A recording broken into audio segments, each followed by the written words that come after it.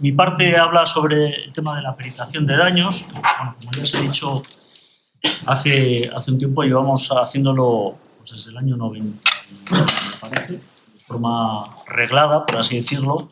Un par de años antes, pues bueno, cada vez que nos enteramos de que había un ataque al ganado, pues bueno, nos acercábamos a verlo, pero a partir de que se pusieron en marcha las ayudas directas, digamos, las indemnizaciones por parte de la administración alavesa, que fue la primera, en este caso, la Diputación Foral de Álava, la que empezó con la indemnización, pues bueno, nos encargaron a nosotros, a la empresa, a hacer las peritaciones de daños al ganado. Pues bueno, llevamos ya unos cuantos años haciendo y lo que os voy a hacer es un poco un repaso de cómo nosotros hacemos y en qué nos fijamos y qué llevamos, ¿no? Creo que ayer tuvisteis también una presentación con el tema de daños de oso y de buitre. Nosotros hacemos también las peritaciones de daños de buitre en Álava y ya casi de rondón, pues bueno, nos llega cada vez que se muere un animal en muchos sitios, sobre todo en estas zonas de oso, de lobo, o en zonas donde hemos ido a hacer algún otro peritaje de buitres o hemos hecho algún peritajes para cotos de caza y así, de daños de zorros y tal a ganado, pues bueno, nos llaman. Entonces nos hemos encontrado casi con cualquier cosa. Hemos tenido hasta avisos de daños de alimoche a corderos. Bueno, al final, por supuesto, el alimoche era inocente y pues, hombre, lo que tenía era también un problema de que el águila real se llevaba de vez en cuando a alguno de sus corderos. Eso no lo valoraba, pero bueno, el alimoche en este caso... O sea que hemos visto un poco de todo, ¿no? Bueno, empezando por lo que es el equipo material o lo que consideramos nosotros básico para hacer un peritaje, entre comillas, un poco decente, pues es llevar lo típico, pues los guantes de protección para manipular el ganado y tal. Nunca sabemos si pueden estar enfermos o, bueno, en cualquier caso también te manchas las manos y luego tienes que sacar fotos, apuntar cosas, tal. No está bien tener las manos sucias y facilita mucho el tema de los guantes.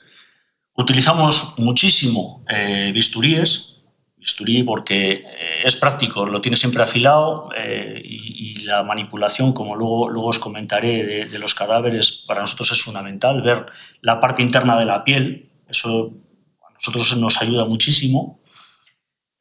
Bueno, un teléfono móvil para recibir la notificación del aviso y tal, y también, bueno, pues para sacar fotografías o como elemento comodín. Nosotros utilizamos una ficha también de recogida de información. Eso es, digamos, de uso interno y nos vale a modo de chuleta para luego tener ahí toda la información para hacer el informe. Y bueno, puse lo del bolígrafo en plan chascarrillo, porque bueno, a veces llevas la ficha y se te olvida máquina de escribir, ¿no?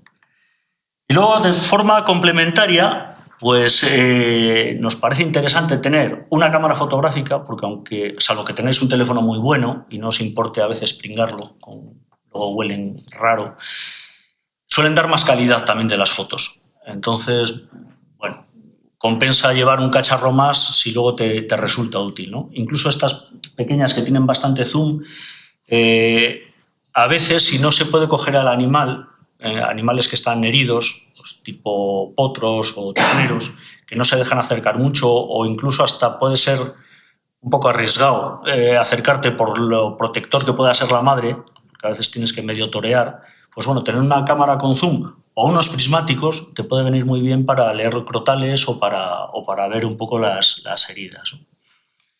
Y también es práctico tener un lector de microchips. Muchas veces no es necesario, porque bueno, se conservan los crotales, o luego, en el caso de ovino, puedes buscar si están carroñados en el contenido del estómago, con la hierba, eso, pues quedan los bolos estos intrarruminales, que son como el tamaño de una pila, y suelen aparecer, y esos tienen la inscripción por fuera, o puedes llevártelo y leerlo en otro lado, ¿no? Pero bueno, en ocasiones, sobre todo en yeguas, en equino, están identificados con microchip. Claro, si tú quieres tener una certeza de que ese animal es el que dicen que sean, las marcas de nitrógeno, la mayor parte de las veces están borradas o se leen muy mal, pasas el lector y sabes de quién es el animal y qué animal es en concreto, ¿no? Y un GPS, bueno, eso sí que lo suple bastante bien el teléfono, pues para ubicar el daño, ¿no? Dónde ha sido el suceso. Porque a veces ocurre, sobre todo en terrenos limítrofes, que bueno, el ganado en terrenos limítrofes o en terrenos donde ese animal no tiene derecho de pastos. Eso puede ocurrir, ¿no? Entonces, a la hora de indemnizar o no, claro, el animal atacado tiene que estar legalmente en ese sitio. Igual está en un monte de utilidad pública para el que no tiene autorización, o bueno, resulta que es que el suceso ha ocurrido en la comunidad autónoma limítrofe, por unos centenares de metros, ¿no? O por poco. A veces no conocemos exactamente dónde está la muga, el límite, y podemos tener dificultades. Y ubicándolo bien evitas ese tipo de situaciones. Bueno, hay un aviso de peritaje, de ataque de daño al ganado, y hay que contactar con la explotación. Bueno, en principio, lógicamente, tienes que concertar la cita, decir, bueno, ¿dónde has ido? Voy para allá, ¿cómo quedamos? ¿A qué hora? Tal, no sé qué. ¿Y qué puede ocurrir? Que te digan que, bueno, pues que has ido en tal sitio y que, bueno, yo me he marchado ya de allí y no puedo estar aquí esperando no sé cuánto tiempo, o tengo otras cosas que hacer, o tengo que buscar ganado. Bueno, en principio, nosotros no solemos ir si no nos acompaña alguien que sepa dónde está el cadáver, en este caso, o dónde están los animales afectados. Porque ya tenemos experiencia de ir al sitio y no encontrar nada. Y entonces luego el marrón te queda a ti.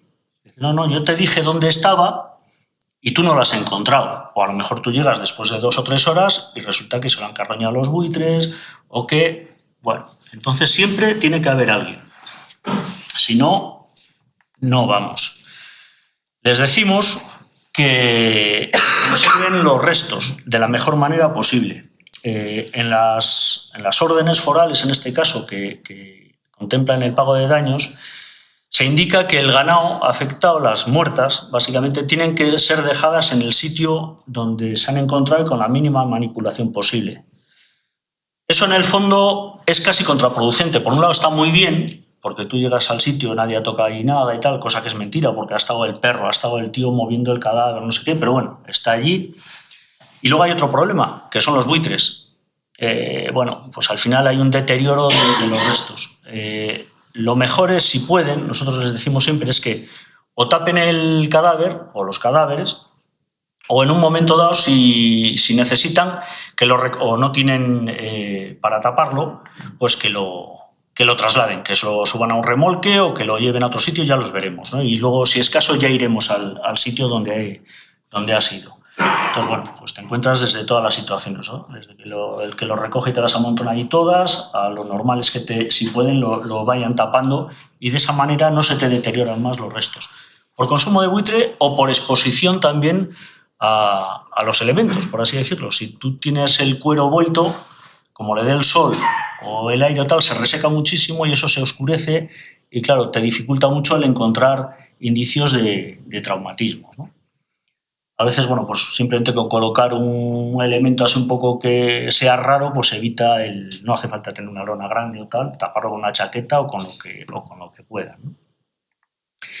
Y, bueno, esto se da por hecho, además, todos seguro que tenéis experiencia en tratar con la gente. Tú llegas en un momento delicado en el que el propietario ha tenido una pérdida, un contratiempo, una mala leche, y tú eres el primero que ven. Entonces el juro y el desahogo lo tienen contigo, la primera. Entonces, bueno, de entrada hay que tratar de ser paciente, lógicamente hasta un límite, y bueno, normalmente las cosas luego se reconducen, pero de entrada lo que no puedes esperar es un trato muy amable por parte de... Mínimo, trato serio tienen contigo, ¿no? Luego ya se suelen relajar las cosas bastante. Y luego, bueno, pues hay que ser riguroso en las explicaciones, procurar no hablar demasiado, porque por aquella máxima de que el que mucho habla, mucho yerra. Y bueno, hay que tratar de dar las explicaciones más o menos justas y bien dadas, en el sentido de que entrar en valoraciones raras o en ponerse muy de la mano del afectado, compadeciendo, eso tal, bueno, eso no suele dar muy buen resultado, porque parece que le estás tomando el pelo, y sobre todo si luego el diagnóstico que vas a dar no se ajusta a lo que él pensaba. Luego se puede volver muy en contra tuyo si hay un trato demasiado de confianza, ¿no? Bueno, la toma de datos. Parece que es una tontería, porque dices, bueno, tú llegas ahí, coges la información y ya está. Bueno, a nosotros nos parece que lo primero que hay que hacer es demostrarles un poco que respeta su trabajo y respeta su problema. Entonces, como a ellos se les exige, para que estén los restos en condiciones de ser revisado, que avisen en un plazo de tiempo corto, tú lo que no puedes hacer es decir, vale, recibo el aviso ahora y voy mañana o voy pasado mañana, o te llaman un viernes y dices, bueno, pues ya voy el lunes. Pues no, tratas de ir cuanto antes. Ya sabemos que el daño está hecho, en la mayor parte de las veces el ganado está muerto, o sea, tú ya no vas a aportar nada ahí, no se trata de una urgencia vital hacia ninguna persona, como puede ser una ambulancia, pero bueno, si esta persona llama y se le atiende más o menos rápido, bueno, baja un escalón el grado de cabreo, se siente atendido. Eso también es importante. Muchas veces haces casi más labor de psicólogo que de biólogo en este caso o de perito, ¿no? Luego, esto también se dice relativamente fácil. En principio tienes que ir con la mente limpia. O sea, no porque no sea una zona de lobo, no porque esa explotación haya tenido daños de perro o de lobo anteriormente, tú ya vas con tu idea hecha, bueno, esto va a ser seguro que ha sido el lobo o probablemente haya sido los buitres o quien sea, ¿no? Eso no debes hacer, debes tratar de llevar la mente limpia. Y luego que sean las pruebas lo que tú ves, pues bueno, lo que te decante hacia un diagnóstico u otro. Antes de rellenar esa ficha que os enseñé antes, la chuleta, esa que tenemos para nosotros luego hacer el informe, nosotros eso lo rellenamos al final. Como mucho apuntamos los datos de la explotación, lo primero, pero eso lo solemos rellenar al final. ¿Por qué? Porque tú estás conversando con esa persona que está allí atendiéndote y tal y cual, y bueno, vas sacando cosas, tú vas viendo ya cómo está el cadáver, te explica un poco todos los alrededores, cómo tenía el ganado, no sé qué tal, y tú te vas quedando con la copla. Y muchas veces, pues bueno, pues hay contradicciones. Dice que, bueno, que ese daño ha sido de esa noche y ves que está lleno de gusanos. Hay cosas que no... Entonces ya te puede contar lo que quiera, que ya de entrada por lo menos debes sospechar que la está queriendo meter.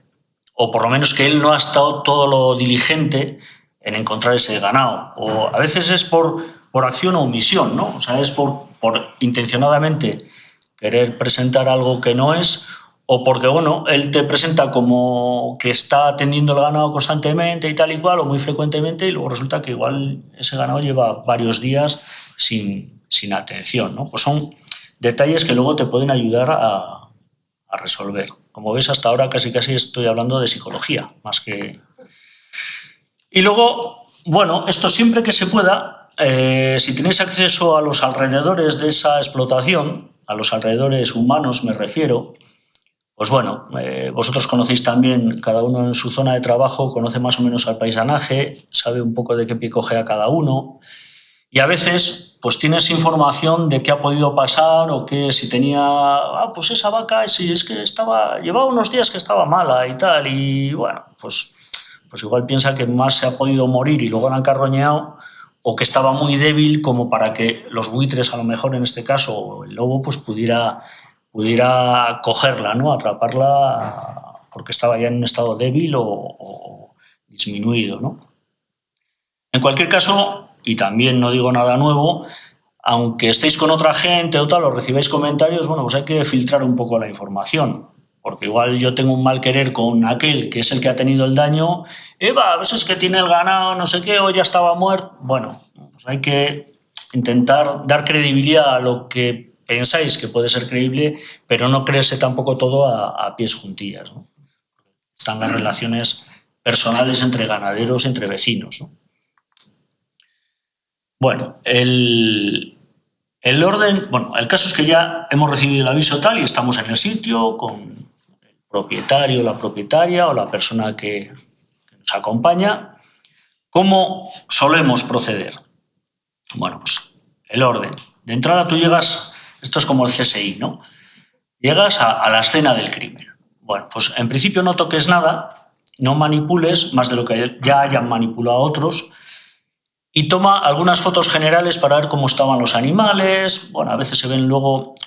A veces ves cosas en las fotografías que no ves en el sitio.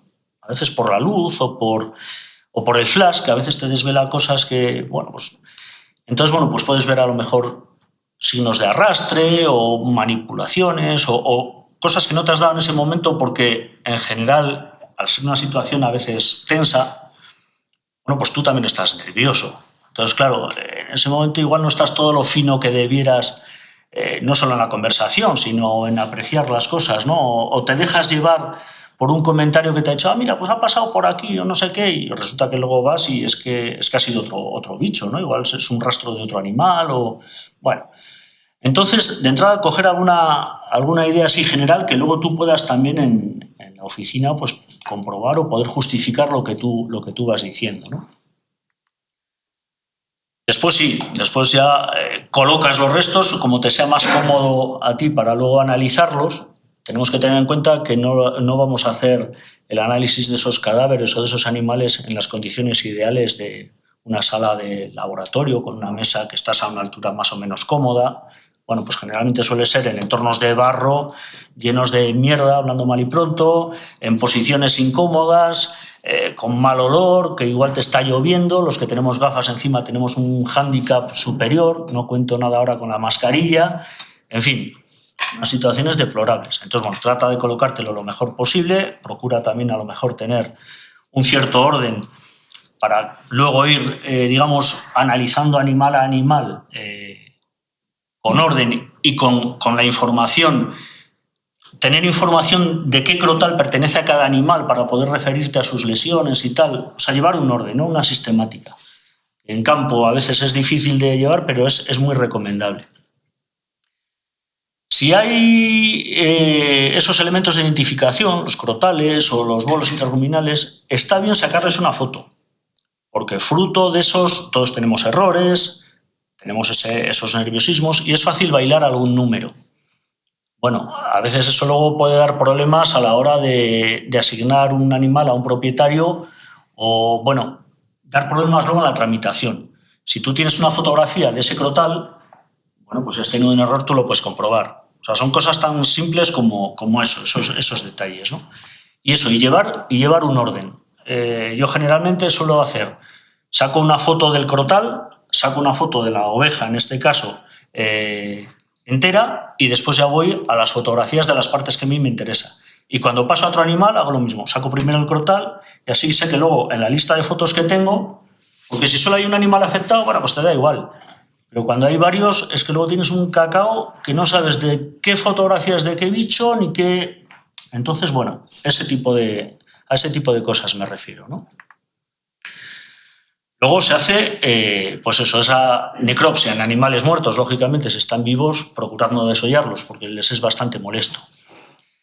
Se hace ese examen interno, ¿no? en lo que se pueda.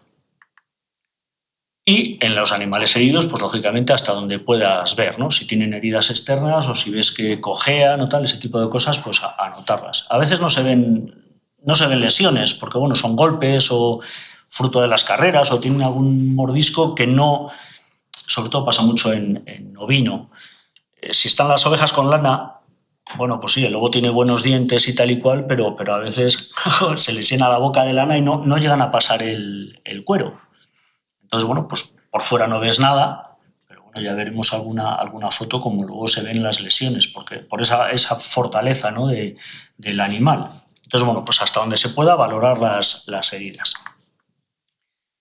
Otra cosa que a nosotros nos parece importante es que una vez que has acabado de esa inspección y tal y cual, los restos de los animales muertos, los heridos doy por hecho que se los queda la explotación, pero los cadáveres...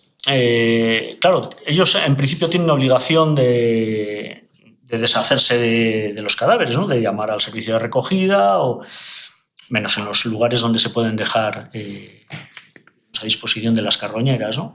Pero bueno, a veces te dicen que te los lleves o que tramites tú la retirada. Bueno, eso siempre es cosa de ellos. Entre otras cosas porque si después, cuando tú hables con ellos no están de acuerdo con tu diagnóstico, que generalmente eso ocurre cuando ellos denuncian un ataque de lobo y tú dices que no te parece, entonces ahí ya empiezan los problemas.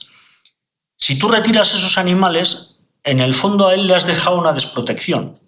Le has dejado sin elementos de prueba. En un momento dado, él puede, si no está de acuerdo con tu diagnóstico, pues llama por su cuenta a otro perito, sea un veterinario, sea otro biólogo, quien a él le parezca, y puede en un momento dado tener posibilidad de recurrir con una prueba pericial.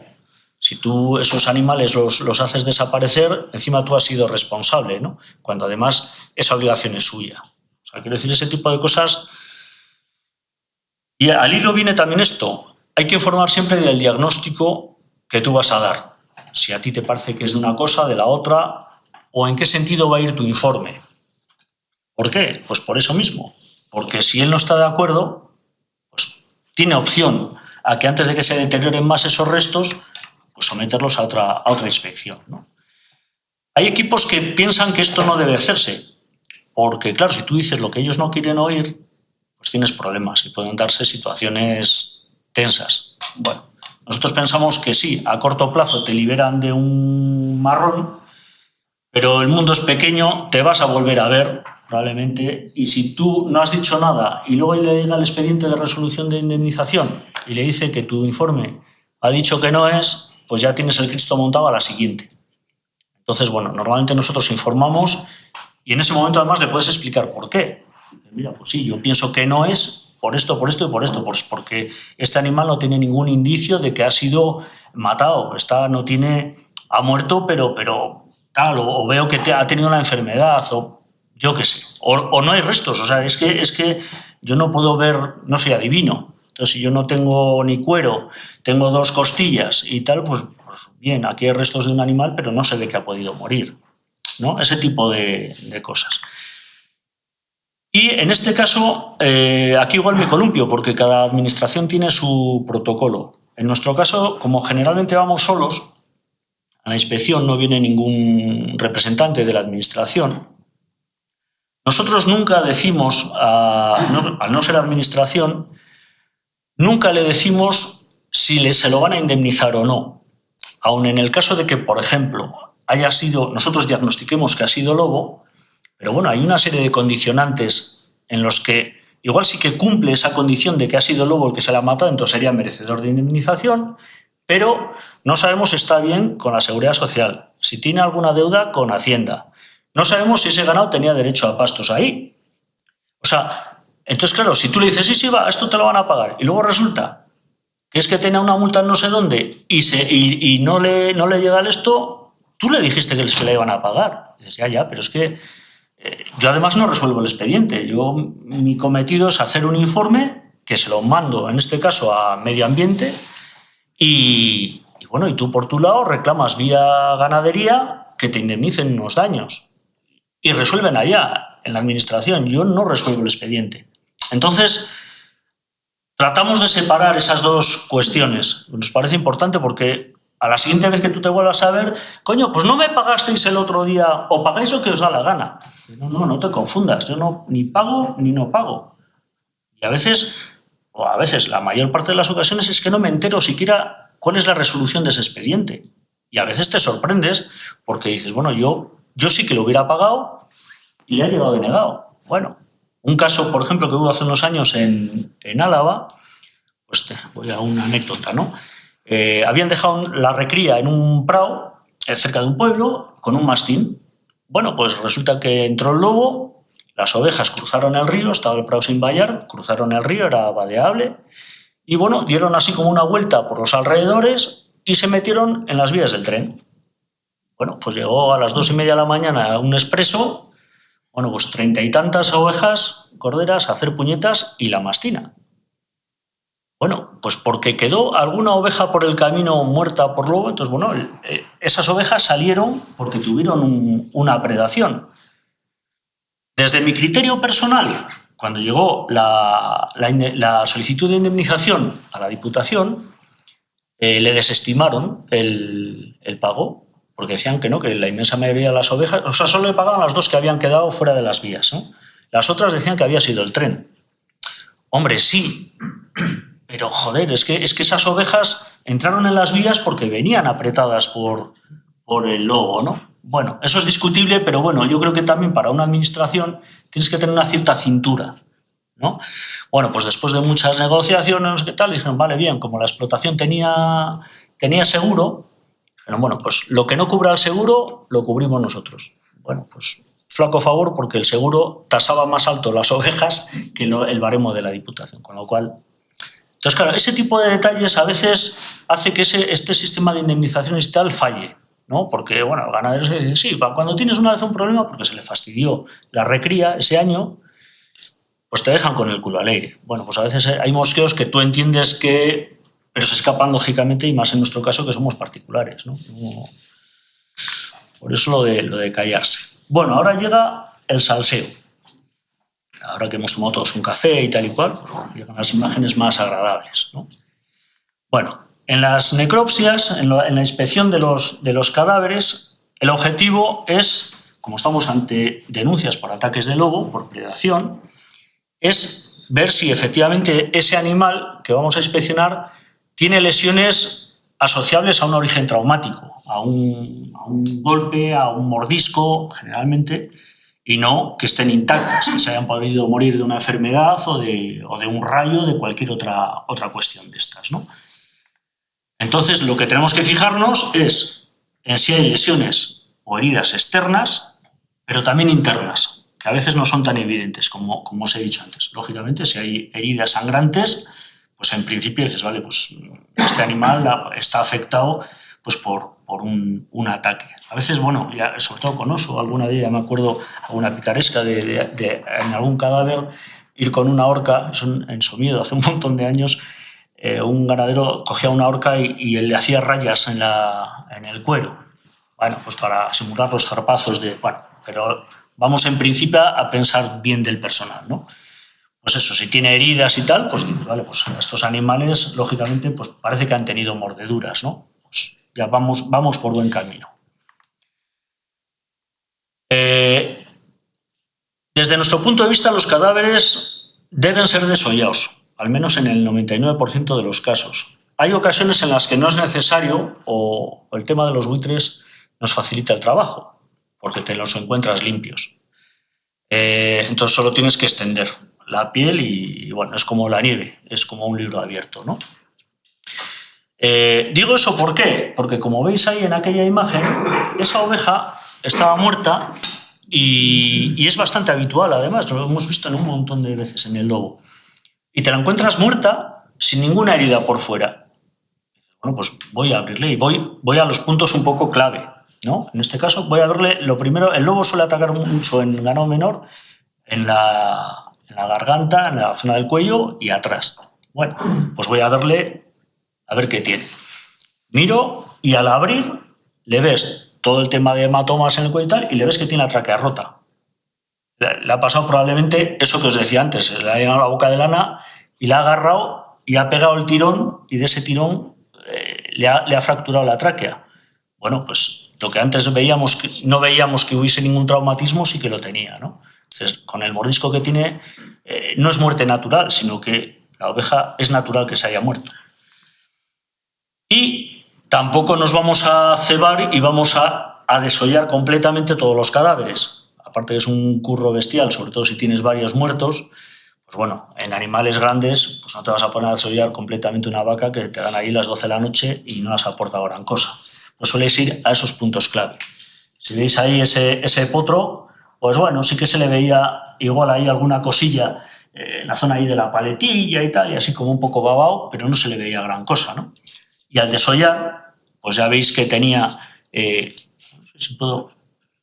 no se ve ahí. Bueno, veis que tenía ahí en la zona de la paletilla, y aquí, pues bueno, los agujeros de los mordiscos, toda la zona moratada, en la piel, todo hematomas y también mordiscos en el cuello, ¿no?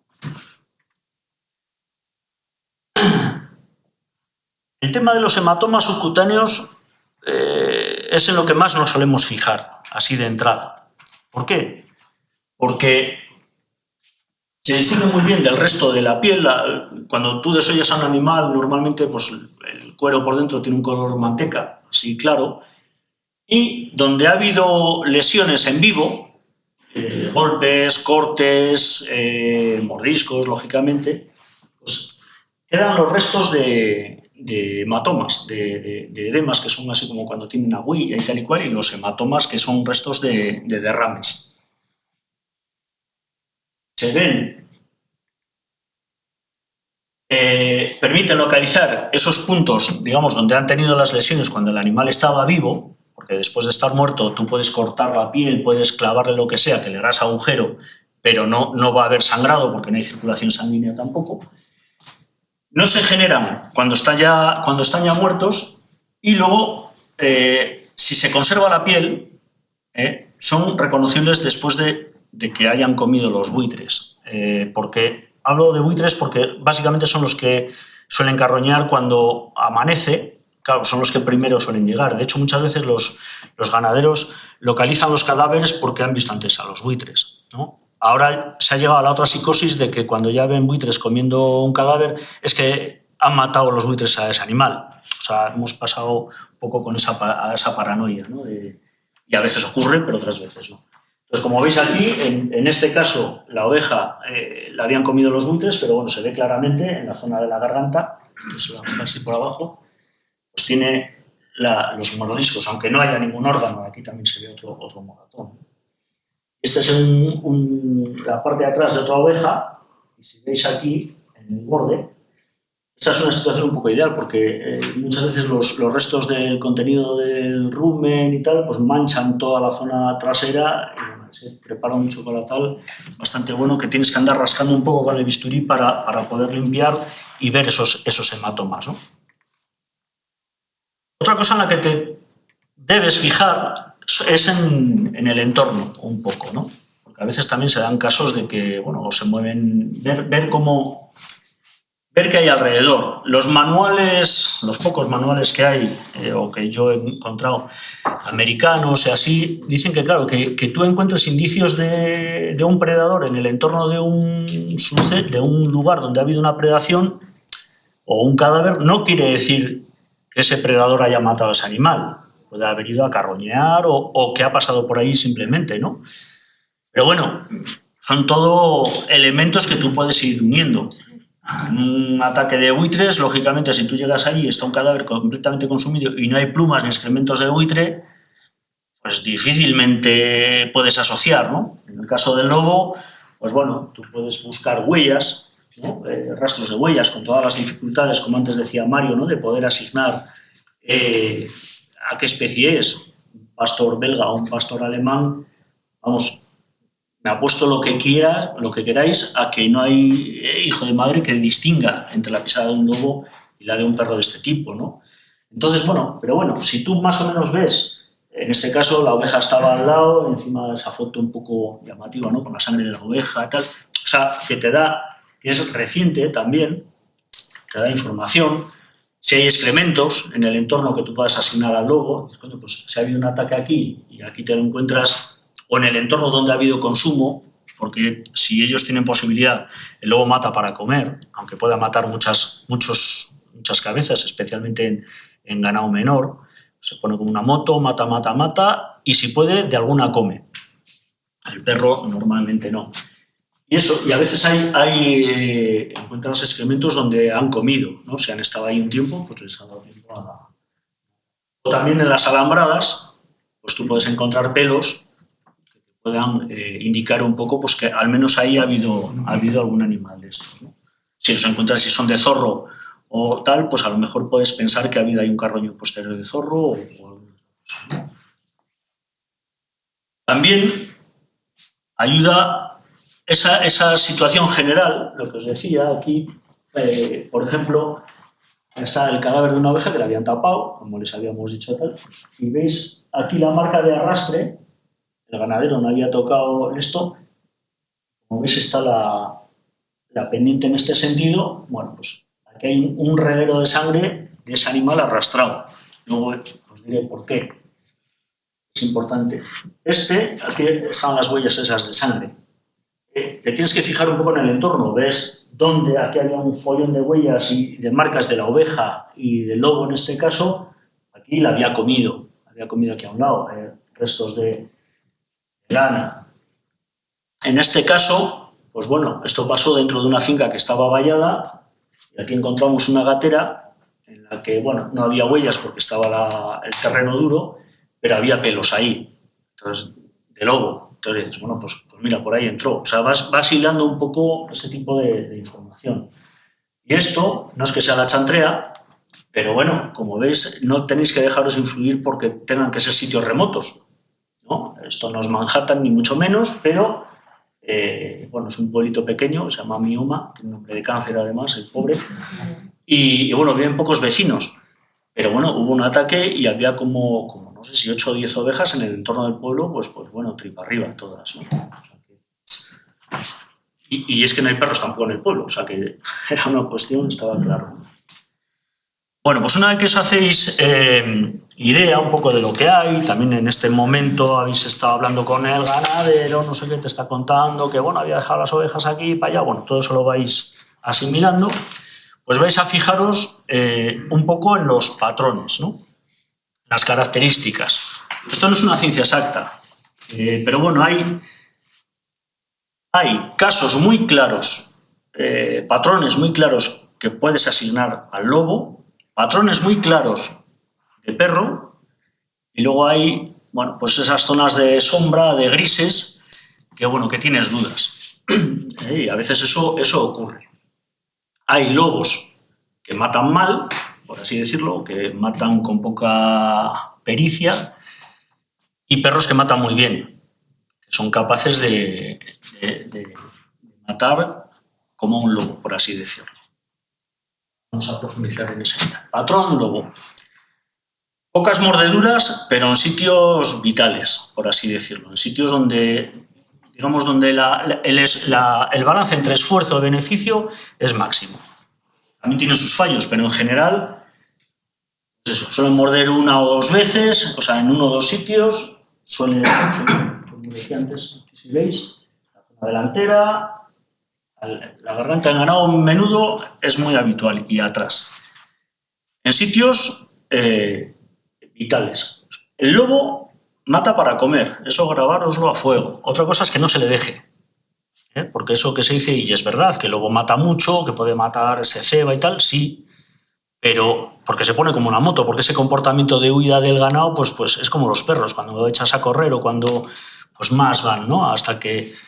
Pero si puede, si luego tiene la suficiente tranquilidad, come. Otra cosa es que luego llegue por allí gente o tal y cual y el animal se tenga que marchar.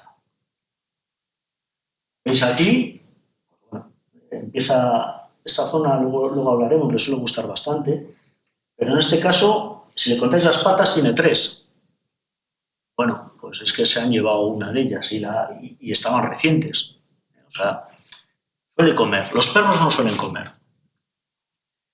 Frecuentemente, si ha comido y tal, suelen partir huesos grandes, los fémures, los húmeros. Bueno, esto es un carnero grande, y esto es el fémur. ¿Veis? Está cascado. O sea, es un zorro, no lo hace. Con tiempo y una caña, como decía aquel, pues a lo mejor, pero vamos, esto estaba de aquella noche, esto habrían pasado pues 4 horas así desde que ocurrió. Tiene un consumo grande, pues, están comidas las 2 patas, no tiene ahí nada de musculatura y eso, tiene esas fracturas de las patas. Y ocasionalmente, y ahí acordaos de la foto aquella del reguero de sangre, sobre todo si es en sitios muy abiertos, en los que además hay un cierto trasiego de gente que está cerca de una carretera o cerca de algún pueblo tal, pues bueno, el lobo lo que suele tratar muchas veces es de estar tranquilo. Entonces coge, sobre todo si es un cadáver de una oveja, y lo arrastra. Y si lo tiene que arrastrar ladera arriba, lo arrastra. Un perro de arrastrar hacia abajo. Y los buitres siempre a favor de pendiente. Si empezáis a ver esas cosas, bueno, pensaos que es bastante receloso y que trata de ocultar o de separarse de eso. Bueno, el consumo. Os decía que los lobos matan para comer. Bueno, pues hay patrones. Nosotros solemos ver mucho en ganado menudo. Les gusta mucho comer la zona esta del pecho. Abren ahí, se comen el esternón, encontráis las costillas cerradas y de ahí, claro, tienen acceso a un montón de proteína fácil. Están los pulmones, está el corazón. Luego, claro, sigues por ahí también, si pillas el hígado y tal.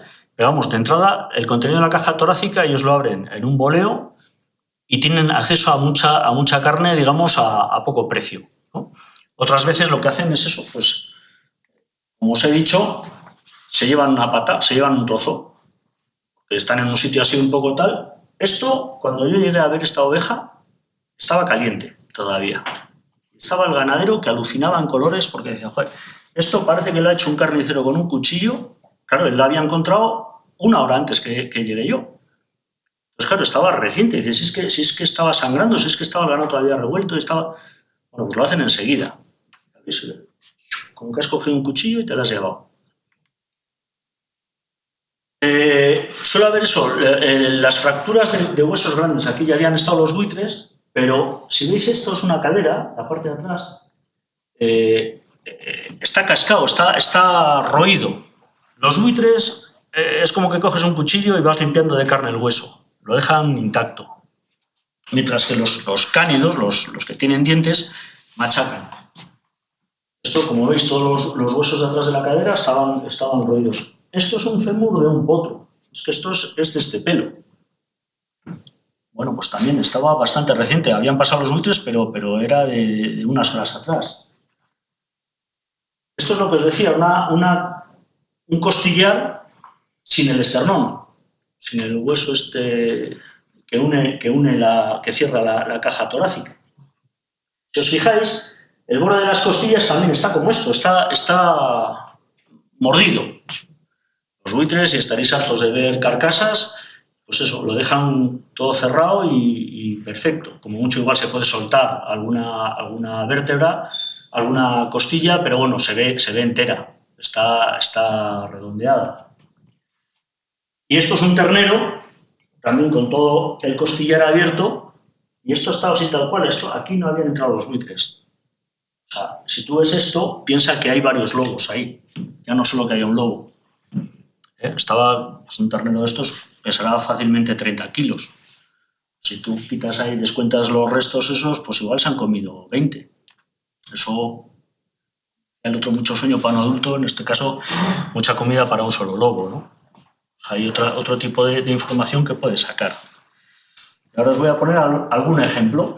Esto es todo la misma oveja del año pasado. Bueno, pues llegamos y estaba así. Y la ganadera, en este caso, me jura y perjura que ella no ha tocado el cadáver. Bueno, pues, se encuentra así, tumbado de este lado, está así como... Tiene aquí, sí, unas marcas, unas heridas, ¿no? Y lo giramos y ves ya que está comido de este lado. Tiene ahí un consumo grande, le falta piel, tal... Bueno, con lo cual ya piensa que ha podido... Se ven ahí restos de... Parece moratones, sin abrirla siquiera con el bisturí, ¿no? Piensa que eso, que ha tenido una muerte traumática. Estaba dentro de un hayedo, ni siquiera los buitres se habían bajado. Cuando desollas, en la parte de adelante, ves que tiene, esta es la zona esta de aquí de la pata, tenía ahí acúmulo de sangre y eso, pero no había gran hematoma, mientras que en la zona del cuello ya veis. Lo demás, limpio entero. No... Nosotros solemos mirar, y luego me veis por qué, la zona de la cara, también abrimos así en vertical, separas un poco, a ver si tiene hematomas. Y también le miré en la parte de atrás, pues para ver si tenía mordeduras o algo en la parte de atrás. Está todo limpio. Solo había tenido un ataque aquí y posiblemente esto es que empezó a comer mientras el animal estaba todavía vivo. Tenía ahí un consumo, pues eso, de esta parte, ¿no? Estos suelen ser lesiones muy habituales. En el cuello, incluso aquí no sé si se aprecia muy bien, tiene ahí el agujerillo, aquí tiene también un poco esto, y suelen respirar por ahí, y suele muchas veces también salir como moco e incluso a veces hierba de la garganta, ¿no? Estas suelen tener muy mal pronóstico. A veces curan, pero yo me atrevería a decir, sin tener ningún dato certero, que de 1000 libran 2. O sea, es una cosa... Porque a veces llegan a curar, pero yo no sé si es que se hace un callo muy grande y es una zona, digamos, con mucho nervio, mucho vaso sanguíneo y tal, que a los pocos meses o pocas semanas mueren. Repentinamente llegan a la cuadra y dicen, coño, pues estaba muerta la oveja esta y estaba curada, ya no le daban ni antibiótico ni nada. Es una zona además que se infecta muy fácil, es una zona sucia también como las partes traseras, ¿no?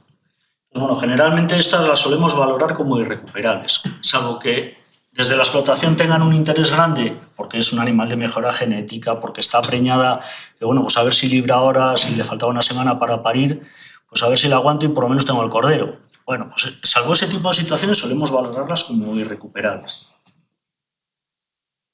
Como veis, aquí está la parte trasera, pues digamos entre la ubre y las patas, tal, desgarros muy grandes. Este animal va a morir sí o sí, y además en cualquier caso, aunque viva, el valor productivo va a ser cero, porque no se va a poder quedar ni preñada ni va a dar leche. Con lo cual, en este caso... Y este es otro caso, que había, en este caso, 3 animales muertos. Como veis, uno comido, y los otros estaban muertos. Esta la habían empezado a comer, tenía aquí alguna pérdida, pero vamos, las 3 tenían mordedura en la garganta, siempre una comida. A veces, ¿qué ocurre? Que tienes un ataque, entre comillas, grande, o bueno, no hace falta que sea muy grande tampoco, pero en el que faltan ovejas, falta algún animal. Claro, tú no sabes, bueno, para empezar no sabes si lo tenía, con lo cual esas siempre las dejas sin valorar. Pero es posible que esa oveja que falta, si no se encuentra, o se encuentra después, esa sea de la que ha comido. Y a lo mejor tú dices, bueno, si tengo aquí 4 ovejas, no ha comido ninguna, bueno, ¿y qué pasa con esa que falta o esas que faltan? A lo mejor son de esas de las que ha comido y se encuentra. O sea, lo del consumo... Esto es un potro. Esto aquí, si conocéis Valderejo, Álava, es digamos, la parte más occidental de la provincia, es como un Salientes Parque Natural. Hay una explotación de un navarro, de Indar, seguro que conocéis alguno. Tiene un ganado bastante majo, vamos a decir así. Y bueno, pues tuvimos una época en la que cada noche le mataba un potro. Claro, eso, a no sé si le conocéis, pues bueno, sabéis que no es muy de muchas palabras ni muy razonable. Bueno, pues claro, tú te encontrabas con esto porque ya sabías que ibas a tener que ir por la mañana. Y de esa noche, fijaos que consumo. Claro, en aquella época había ahí un grupo. Pues cada noche mataban, tenían cachorros también, habían criado.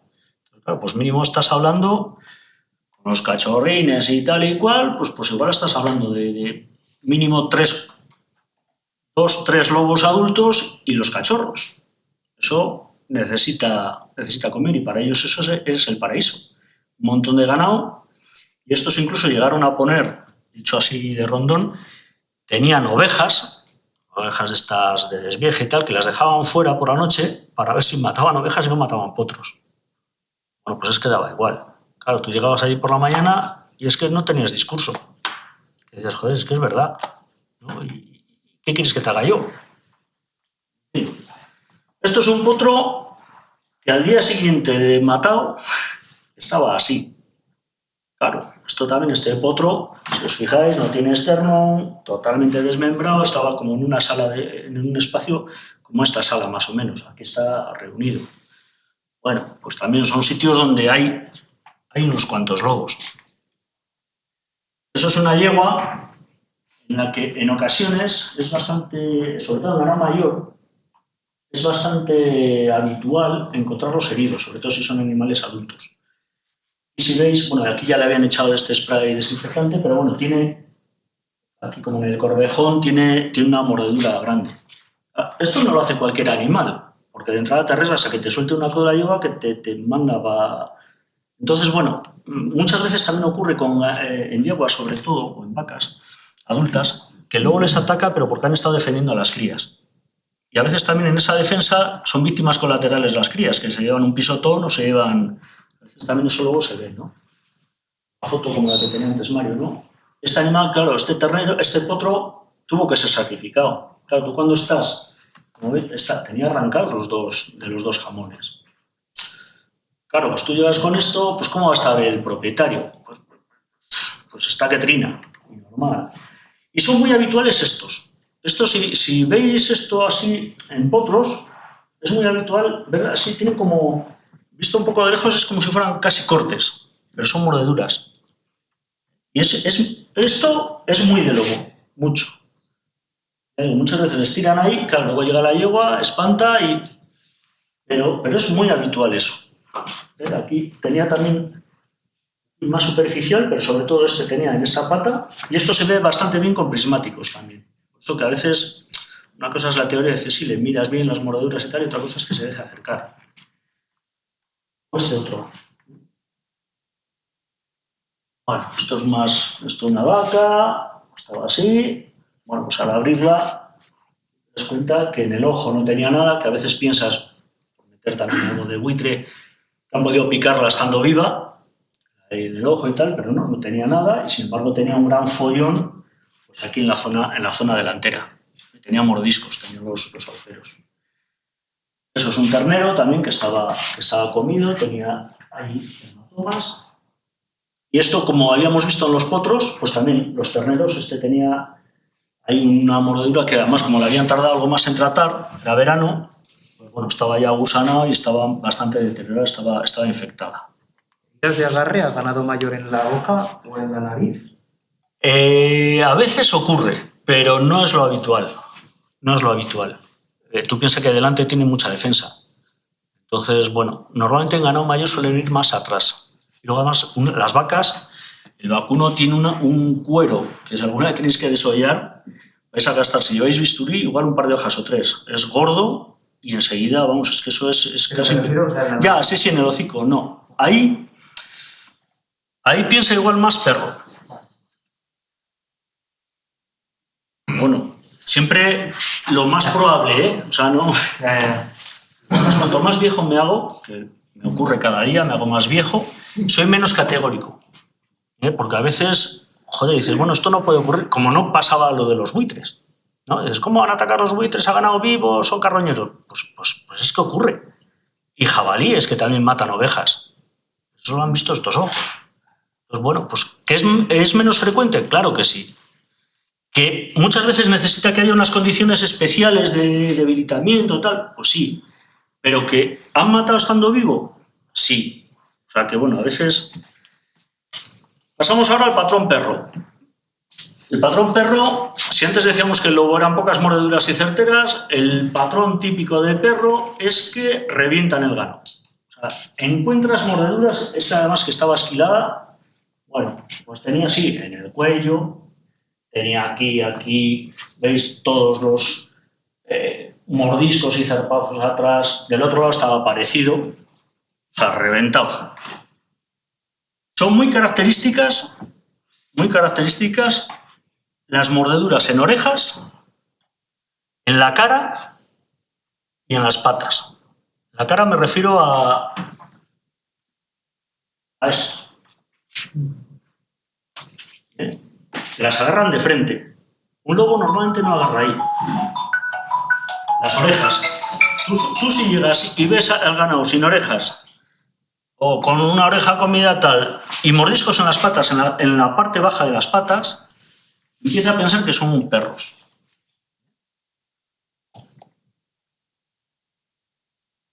No suelen comer. Los perros generalmente no matan para comer, porque van comidos de casa. Todo esto que se habla de perros asilvestrados, perros... Pues hombre, yo, en mi experiencia, aquí al menos en el norte, hay pocos cuando los hay. Normalmente a mí me gusta más que hablar de perros asilvestrados me gusta hablar de perros descontrolados. Son perros que o bien se escapan del caserío y dan un rule por la noche y luego vuelven, eso sí, bien limpines y tal y cual, se han lavado bien, o perros que por lo que sea, igual de batidas de jabalí o tal, que además ahora eso ya no ocurre porque todos van con su GPS y les interesa recogerlos, porque en muchos casos además son perros que valen una pasta y los propios cazadores no quieren que se extravíen, ¿no? O bueno, pero normalmente no hay perros que vivan en el monte, que tengan esa necesidad de comer. Lógicamente, si los hay, se comportan en principio igual que un lobo, porque necesitan comer también, necesitan alimentarse y pueden matar y pueden... Y muchas veces lo que hacen es, digamos, entre comillas, jugar. Tienen ese instinto predador, entonces, bueno, pues hay perros que se pican al ganado y, bueno, pues muerden las ovejas o muerden... Y a veces, lo que os decía antes, hay ese rango de grises y no siempre se puede distinguir claramente. Hay perros que matan mal, o sea, lobos que matan mal. ¿Cuáles? Cuando empiezan a matar los cachorros. Allá los daños que hay finales de septiembre hasta noviembre, cuando empiezan, claro, pues los cachorros todavía no saben muy bien, tienen que aprender. Entonces igual te encuentras cosas raras, pero aprenden rápido. Ya en invierno lo normal es que no veas cosas raras. Si son lobos van a su... son eficaces. Y luego hay perros que matan muy bien. ¿Cuáles? Pues todos los que son de agarre.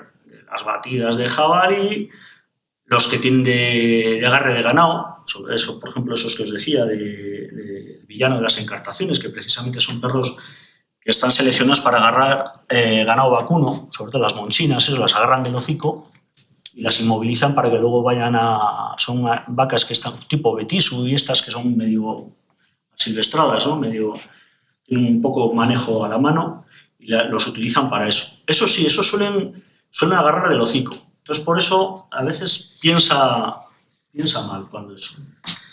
Ejemplos de perro, por lo que os decía. Esta oveja, le falta media oreja. Y ya vemos que está mordida ahí. Y dices, bueno, vale, pero es que igual han empezado a carroñear, porque el zorro suele comer mucho el morro y la lengua. Bueno, pues tú la desollas, no es tu práctica habitual, y ves que tiene la cara reventada, con hematomas, ¿no? Es ese mismo animal del otro lado. Daños muy feos. Esta estaba viva. Pues claro, y es que como esta había otra media docena. Aquella, ya veis, le ha arrancado la piel de la cara. O sea, un lobo no anda moneando, no le interesa perder el tiempo. Todo el lobo mata para comer y cuanto antes mata y empieza a comer, mejor. Esto, pues es un desastre. Y si veis, bueno, tiene la piel de la cara arrancada, pero también tenemos esto aquí, tiene aquí. Estaba... Bueno, otro caso. Esta es una oveja, la traigo porque me hizo mucha gracia, entre comillas. Es una oveja de esas Canarias. Pues no, que se esquilan solas. Esta no las esquilan, pierden el pelo. Y bueno, pues esta la encontró un perro también. Si veis, después, bueno, había unas cuantas. Al desollar, yendo a los puntos clave, no te hace falta desollarla entera, pues está reventada adelante, tenía también por aquí, en esta pata no tenía nada, pero en esta sí, y tenía también aquí abajo.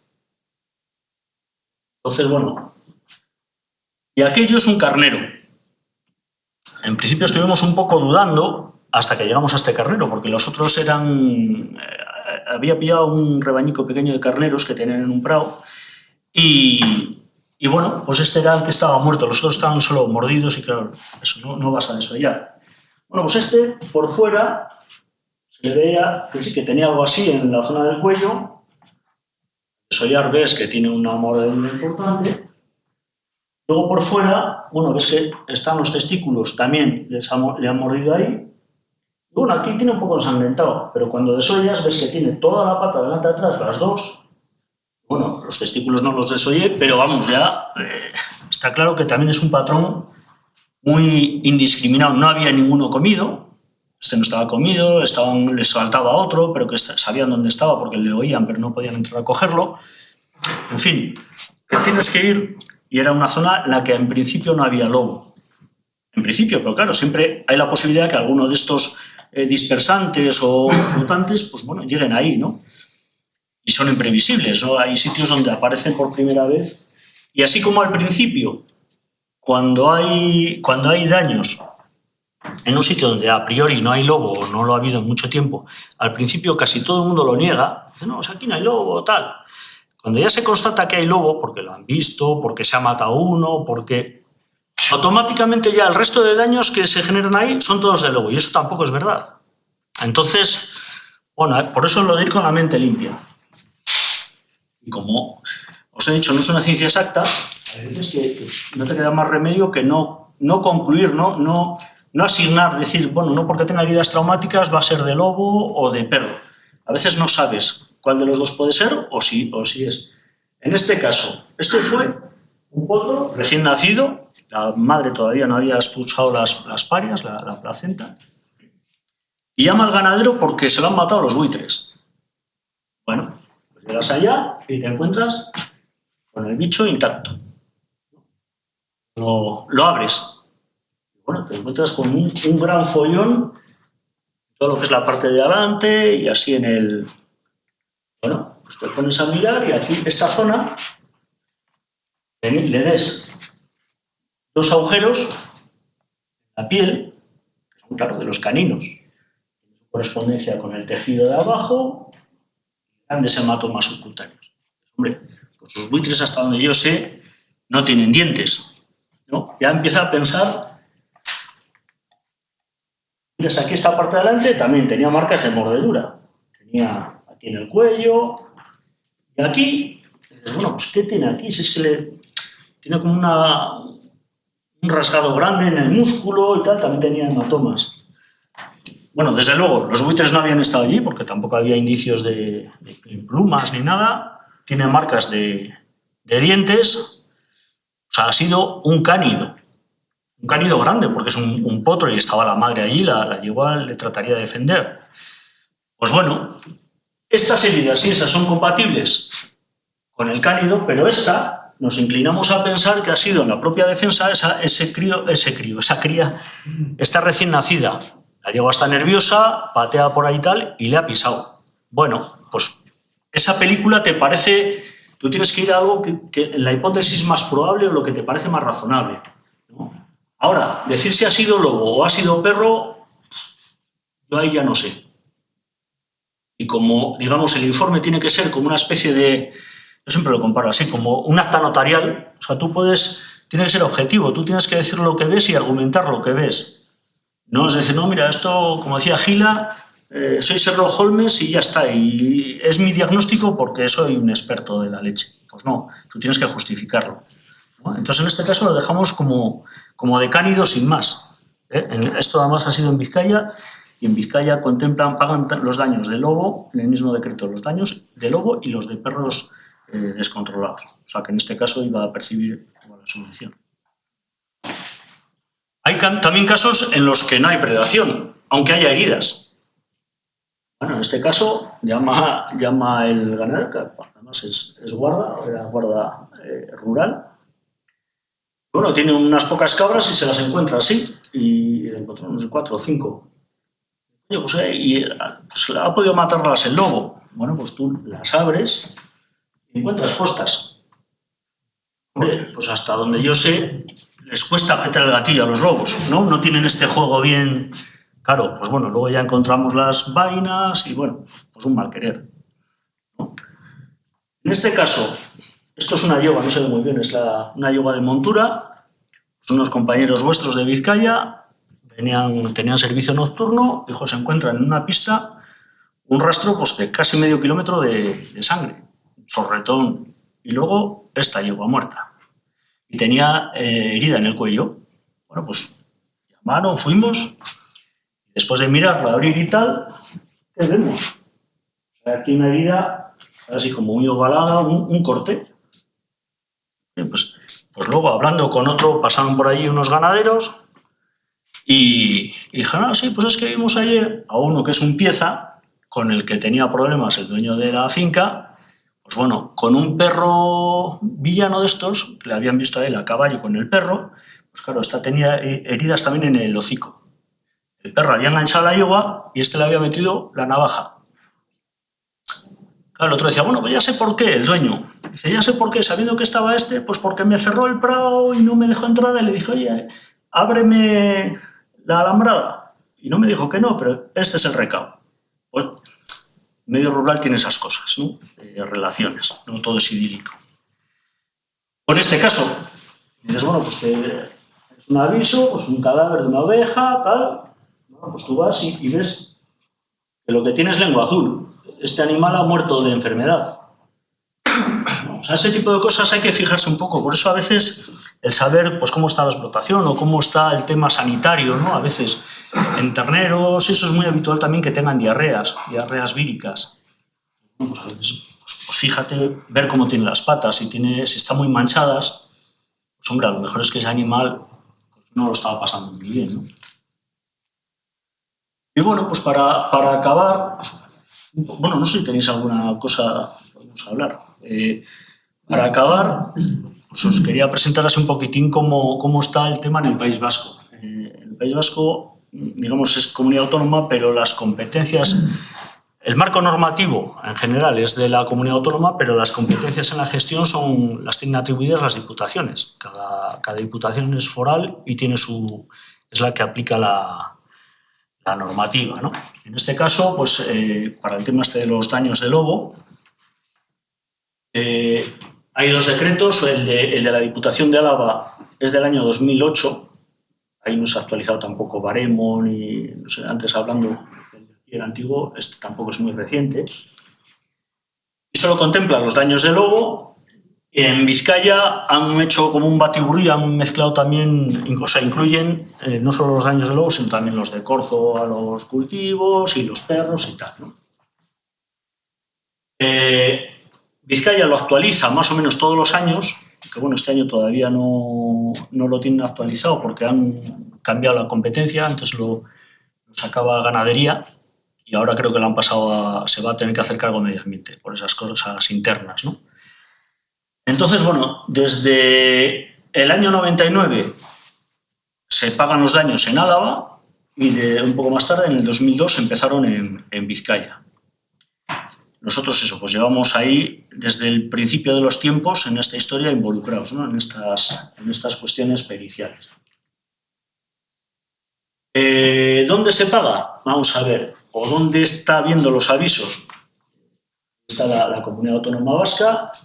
El 99% de los casos se producen en esta zona más oscura, que son unos 490 kilómetros cuadrados de territorio vizcaíno y unos 1.100 o 1.200 en Álava. En total, como unos 1.660 kilómetros cuadrados es donde tenemos la asistencia para estos peritajes de lobo, porque nosotros hacemos también las peritaciones de buitre, de daños de buitre, en todo Vizcaya y en todo Álava. Y en principio, eso potencialmente serían los dos territorios. En el caso del lobo, Vizcaya, así como en Álava nos avisa directamente el ganadero y nos pueden avisar de cualquier lugar, en Vizcaya es la propia Diputación la que nos pasa el aviso del suceso. Y tienen instrucción de que, digamos, solo nos pasan para lobo los que se producen en una determinada zona del territorio, en esta zona de aquí, en estos municipios de aquí para abajo. Si hay un aviso por ataque de lobo aquí, ese no nos va a llegar a nosotros, eso pues irá a algún compañero vuestro o así. Nosotros estamos disponibles pues como las funerarias, 24 horas al día, 365 días al año. Hemos hecho peritajes el día Año Nuevo, Nochevieja por la tarde.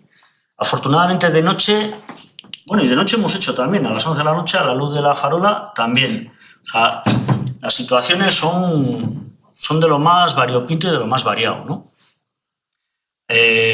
Nosotros a nivel interno tenemos también un sistema de retenes, o sea, hemos sido, según qué épocas, entre 4 o 5 personas.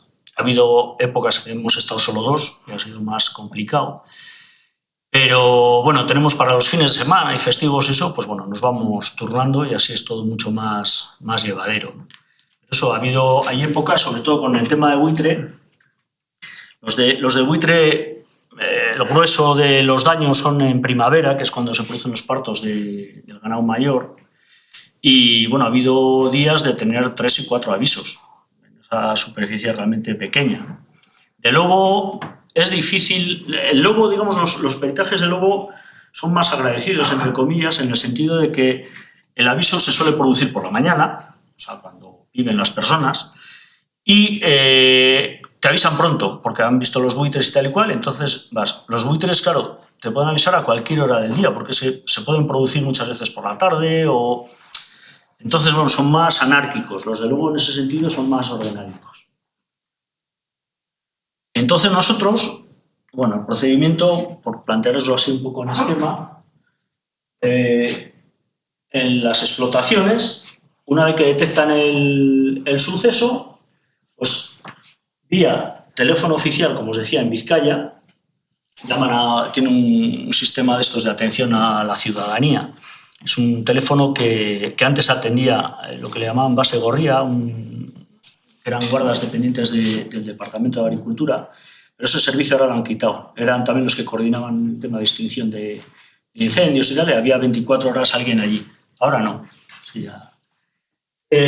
Pero bueno, a través de ese teléfono canalizan y son ellos los que nos llaman a nosotros, a la propia Diputación. En el caso de Álava, el 99% de los avisos viene directo. O sea, el ganadero ya tiene nuestro teléfono, tenemos uno que centraliza la mayor parte de los avisos, entonces, bueno, te llaman y yo además ese teléfono suelo recibirlos yo y tengo desactivado el contestador. ¿Por qué? Porque a veces saltaba el buzón de voz y dice, Miguel, que he tenido un ataque de lobo, ven. Y dices, hostia, ¿y dónde voy? ¿No? Porque a veces no te llegas, ¿no? Ni sabes quién es ahí escuchando, a ver si conocías la voz. Bueno, ese tipo de cosas, ¿no? Entonces nos llega directamente el aviso. Nosotros vamos a hacer el peritaje, como os he descrito, pues recopilamos todas esas pruebas, tal y cual, y hacemos un informe. Y nosotros ese informe lo mandamos a la administración, al departamento que en cada momento atiende esas cosas, resuelve sobre eso. Últimamente son los de medio ambiente, digamos. En principio era caza y pesca, era Montes en los que resolvían esto, porque bueno, el lobo estaba ahí un poco, se supone que era especie de caza, aunque no figuraba en la orden de vedas, bueno, ese tipo de cosas, ¿no? Pero nosotros lo mandamos a la administración y luego el ganadero lo que tiene que hacer es, por procedimiento administrativo, no sirve solo con nuestro informe, él tiene que rellenar, presentar una solicitud formal que en los dos casos, en el caso de Álava y de Vizcaya, lo hacen a través de las OCAs, de las Oficinas Comarcales Agrarias. En el caso de Álava, nosotros les dejamos los impresos y a veces, bueno, pues si te piden, pues les ayudas a rellenar, cosa que también da problemas, porque a veces luego ellos quieren reclamar otra cosa o te han dicho mal los datos y eres tú el que ha rellenado ahí. Entonces, bueno, procuramos no hacerlo ya. Y ellos, vía servicio de ganadería, generalmente, pues lo delegan después también en este caso, a medio ambiente. En medio ambiente, pues está el técnico correspondiente que resuelve ese expediente. En Álava han estado resolviendo con un retraso de un mes. O sea, ellos iban juntando los expedientes y cada mes pues resolvía lo que tenía de atrás. Y se han producido casos de tener igual algún aviso consecutivo y decirte, joder, que es que me pagaron el ataque que tuve la semana pasada. Con lo cual, dices, oye, pues ole, ¿no? En Vizcaya no funcionan de forma tan diligente. Y en Álava ahora también están un poco más retrasados. Pero bueno, en Vizcaya, pues precisamente antes estuve hablando con una compañera que me pidió ayer una serie de informes que tiene algún atrasado desde 2020. Bueno, año de pandemia, tal, bueno, a veces reestructuración interna, pero que se producen más retrasos. Y eso genera muchos problemas. Genera rechazo muchas veces también del ganadero, ¿no? Porque, ¿y de qué vale que avise? Que tenga que estar aquí guardando el ganado, que te tenga que acompañar a ti cuando tengo otras cosas que hacer, que tenga que ir luego a la OCA, a tal, si luego se pasan eso, meses, y es que no sé nada. Y además en Álava nosotros les dejamos un impreso en el que al menos les anotamos cuándo han llamado, cuándo hemos ido, porque ellos tienen un plazo para comunicar. En Vizcaya nosotros no les dejamos nada. Entonces, claro, cuando ellos presentan luego la solicitud, ni saben decir qué fecha fue, ni cuándo fuimos, ni cuándo avisaron. O sea, es un poco desastre. Eso lo tienen que pulir. Ya se lo hemos dicho. Y luego, pues eso, ese técnico resuelve en el sentido que sea. Luego lo de siempre está el procedimiento administrativo, que tienen posibilidad de recurrir y tal y cual. Ese tipo de situaciones. Y bueno, nosotros lo que hacemos es un informe. nos gustaría muchas veces, alguna vez lo hemos planteado, pero no nos parece correcto, hacer una cosa mucho más sencilla, porque aunque los informes son todos, entre comillas, parecidos, o al menos tienen un guión más o menos estándar, joder, que te lleva un rato hacerlos, ¿no? Que si pones las fotos, que si haces un croquis del sitio, que si... Bueno, pues si te pudieras ahorrar ese par de horas casi que te lleva a hacerlo, pues... Entonces es un informe más o menos completo, lo más completo que pensamos que puede ser útil para el que tiene que resolver ese expediente. Últimamente le incluimos, bueno, tiene como una referencia, ¿no? Vamos para tratar de localizarlo mejor. Últimamente nos han pedido en Álava que les hagamos un resumen para que así en un vistazo pues tengan los datos que ellos suelen utilizar más frecuentemente para denegar o no. A veces esto es complicado ponerle el aspa, porque, pues eso, a veces hay circunstancias que dices, bueno, sí, ¿ha sido el buitre? Pues sí, el buitre ha comido o lo ha matado o lo ha rematado, pero es que ese animal igual estaba atrapado en no sé dónde o estaba agonizante. Bueno, pues te tienes que mojar, ¿no? Y eso, pues unos datos básicos de cuándo hemos ido a peritar, cuándo fue el suceso, porque tienen un plazo ellos para comunicar, cuál es el diagnóstico y qué tipo de daño está afectado. ¿Dónde ha sido? Pues eso, el municipio, el paraje y unas coordenadas, ¿no? Y si es público o privado. Y luego los datos de la explotación. También nos piden que últimamente que les indiquemos si tenían perros guardianes, mastines, ¿no? Y más o menos cuánto ganan. Bueno, pues nada, luego ya pasamos a la literatura. En antecedentes indicamos cuándo nos han avisado y cuándo hemos ido. Nosotros también necesitamos, indicar cuándo hemos recibido ese aviso y cuándo hemos ido, para que no nos digan, no, es que yo os avisé y no vinieron, o vinieron después de no sé qué. No, tú has avisado tal día, a tal hora, y nosotros hemos ido tal día, a tal otra. ¿Y quién nos ha acompañado? Eso siempre, porque alguna vez se ha producido pocas, pero que te han presentado ganado que no es suyo. Entonces, claro, joder, es que, tío, si tú le vas a pagar la oveja del vecino y al vecino no, pues, entonces, bueno, por lo menos que quede bien claro quién estaba allí y quién te informó. Tú hay muchas cosas que no tienes por qué saberlas. Luego, lógicamente, los datos del propietario, de quién es, a veces, o el que está acompañando, total, no lo sabe. Bueno, si tú tienes un crotal, pues está bien, porque ya con ese crotal vas a ganadería y te dicen a nombre de quién está ese animal. Describes también dónde ha sido el sitio. Esto sobre todo es importante, el tema de la coordenada, porque ahí te dicen inequívocamente dónde ha sido el lugar, si está dentro de la jurisdicción o el sitio permitido para ese animal. Y siempre solemos acompañarlo pues, con algún, bueno, pues algo ilustrativo, por si acaso hay algún baile, pues para que se pueda localizar bien, ¿no? En ortofoto. En este caso el informe era de 5 páginas. Bueno, pues eso. Aquí, en esta parte, viene lo que el ganadero te cuenta. Nosotros siempre solemos poner eso. Bueno, el ganadero dice que tenía tanto, el ganadero dice que las ve todos los días, el ganadero dice que se las encontró tal día, tal, o que le desaparecieron y las encontró 2 días después, ya muertas, en fin, lo que él te relata. Y de ahí, pues en un momento dado, si no ves discrepancias del estilo de la que os decía, que él te dice que las había visto bien, que ese animal estaba vivo el día anterior y que cuando se las ha encontrado esa mañana estaba muerta, recién muerta, y tú llegas y la encuentras agusanada o podrida, pues claro, tú ahí dices, bueno, sin embargo, pim pam, pues estaba agusanada y tal, con lo cual no concuerda, y deduzco que este animal se ha podido morir hace tanto tiempo atrás, o si coincide con lo del ganadero, pues más o menos pues por las fechas. Si te dice que la ha visto a las 8:30 de la tarde, ya de noche, cuando las ha dejado recogidas y las encuentra a las 7 de la mañana muertas, pues ha tenido que ser por la noche. Ahí también, si es un tema buitre, pues también te permite eliminar al buitre, porque normalmente de noche pues no hay, puede haber consumo, pero no suele haber, no, ellos no patrullan para detectar. Y luego ya va el bloque de los animales afectados. Lo que has visto en este caso era solo una oveja muerta, que estaba muerta, pero si hay animales heridos y tal, lo que hacemos es una tabla en la que indicamos cómo está, si está muerta, herida irrecuperable, está herida, indica qué tipo de animal es, el crotal, la identificación, si son corderas, que son animales menores de 1 año, generalmente no han pasado campaña todavía, están sin identificar. Bueno, pues es que eso no es una mala praxis por parte del ganadero, pero indicas lo que tú has visto y describes pues, las lesiones que has encontrado. Si tiene eso, hematomas, dónde los tiene, si están comidas o no, si...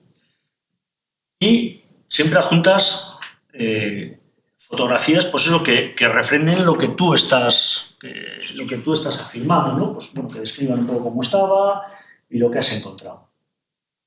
Y luego, pues bueno, te tienes que mojar. Nosotros siempre acabamos con esta fórmula de que lo observado, si es compatible o no con un ataque de lobo, o de perro, o lo que sea. Claro, tú no estás allí.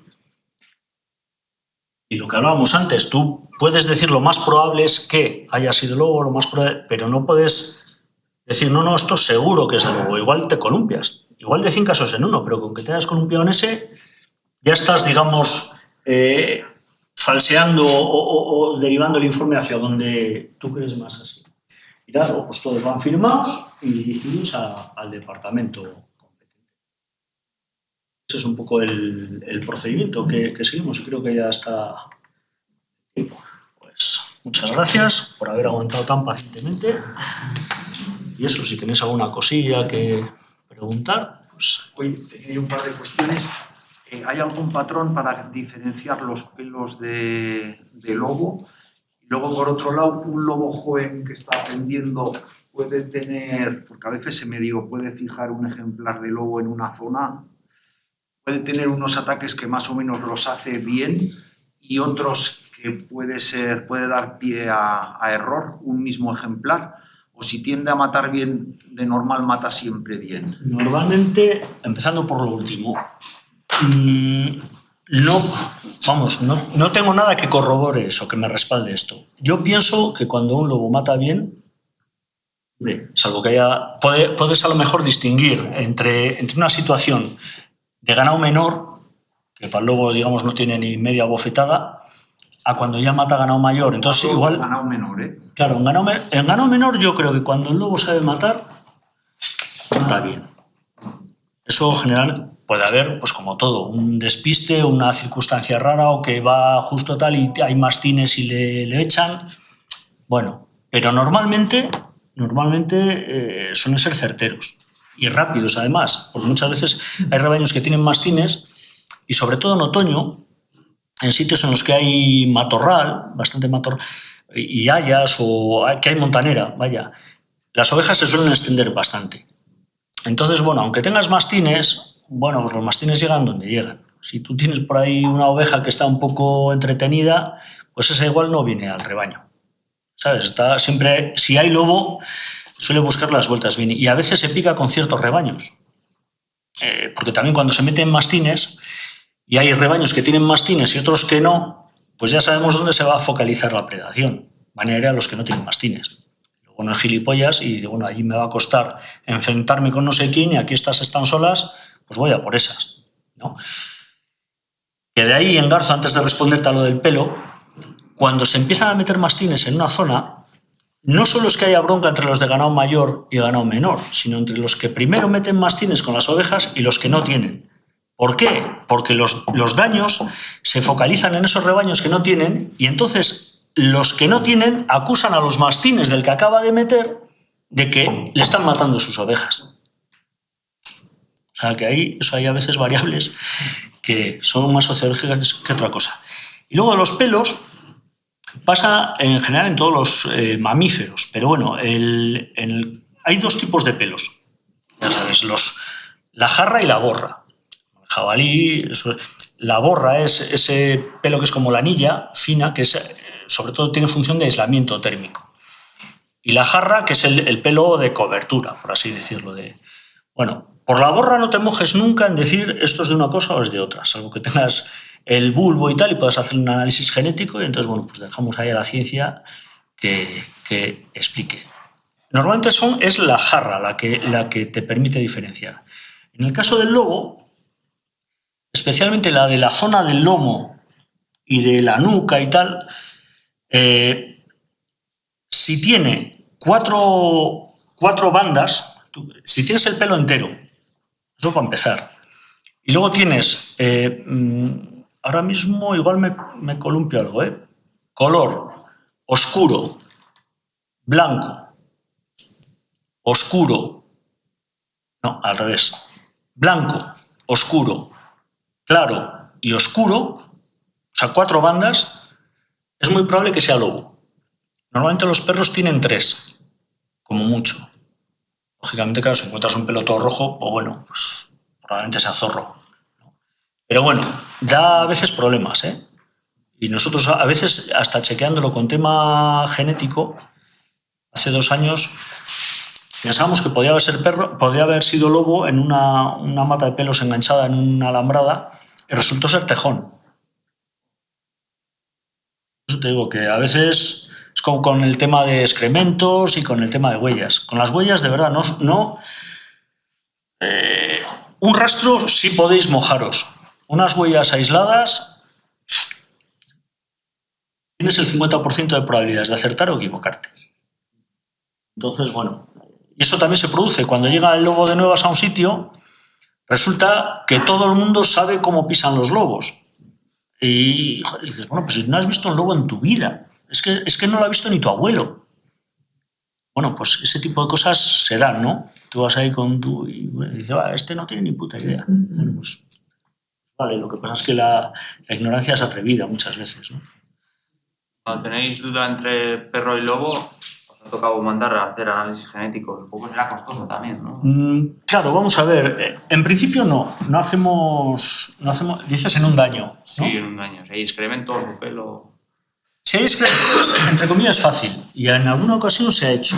Y de hecho, bueno, pues ha habido algún daño aquí en el entorno de Urbasa, hace 3 años me parece que fue, y bueno, y algún excremento se mandó. En el caso de los daños, hay algunos intentos hay por ahí algún trabajo que pretende que con hisopos tú vayas al cadáver, coges con un hisopo y le vas por allí tratando de llevar saliva del predador que ha estado allí haciendo aquello. La teoría es muy buena, porque dices, vale, joder, yo llevo ese hisopo, lo analizo genéticamente y cojonudo, ¿no? Ya, pero es que cuando tú llegas allí, antes ha estado el pastor. Porque, joder, cuando tú coges muestras de un excremento tal, tienes que hacerlo súper pulcro, ¿no? Con guantes, no sé qué, para no contaminar la muestra, tal, vale. Bueno, pues en este caso ha estado expuesto a la intemperie. Ha pasado por ahí el pastor con su perro. El perro, de entrada, va a chupar la herida que encuentre. Con lo cual, ahí hay una contaminación bestial. Si tú encuentras ahí ADN de lobo, pues será un churro bestial. Entonces, tiene que darse, es mi opinión personal, en circunstancias que lo puedes encontrar, pues igual sí. Y luego está el otro factor. ¿Cuánto me va a costar eso? Ahora los análisis son más baratos. Y aparte, ¿cuándo van a estar? Si me van a tardar un mes en darme el resultado, pues también estoy ya con un tema de indefensión. Al tío que le digo. No sé. A veces, y es mi opinión también, y puedo estar equivocado, en estos temas tú tienes que poner en la balanza coste-beneficio. Si tú por una oveja que vale 100 euros o 300 euros te vas a gastar 500 en certificar si eso ha sido o no ha sido, y si además, digamos, tienes unos retrasos grandes en la información, en la resolución del expediente, en la imposibilidad de que luego el tío recurra, porque a veces también hay fallos en los laboratorios, que no replica, que, yo qué sé, o sea, la genética sí, pues nos pensamos que es Dios, y no es porque la tenga manía, que me llevó a esta convocatoria, esto lo estoy hablando desde la imparcialidad total. Pero, joder, es que tiene sus fallos y no, la técnica no llega siempre a todos los lados. Es muy buena si consigue replicar y te da mucha información, pero tiene sus limitaciones también. Y luego también depende de qué laboratorio analice, se fijan unos marcadores u otros. Entonces, bueno, las cosas no son tan sencillas. Que estamos eso con el CSI y que llega ahí el inspector no sé quién y enseguida detecta todo, pero luego bajas a la arena y... bueno... Eso es como yo veo la película. ¿Siempre ataques nocturnos, los del lobo? No, hay una variedad ahí grande. Por la noche es bastante habitual porque, bueno, el lobo fundamentalmente, hablamos de pautas generales, son crepusculares. También durante el noche no suelen estar activos toda la noche. Tienen pico de actividad sobre todo al anochecer y las primeras horas de la noche y hacia el amanecer y las primeras horas del día. Luego hay variaciones según la época del año, si están criando o no.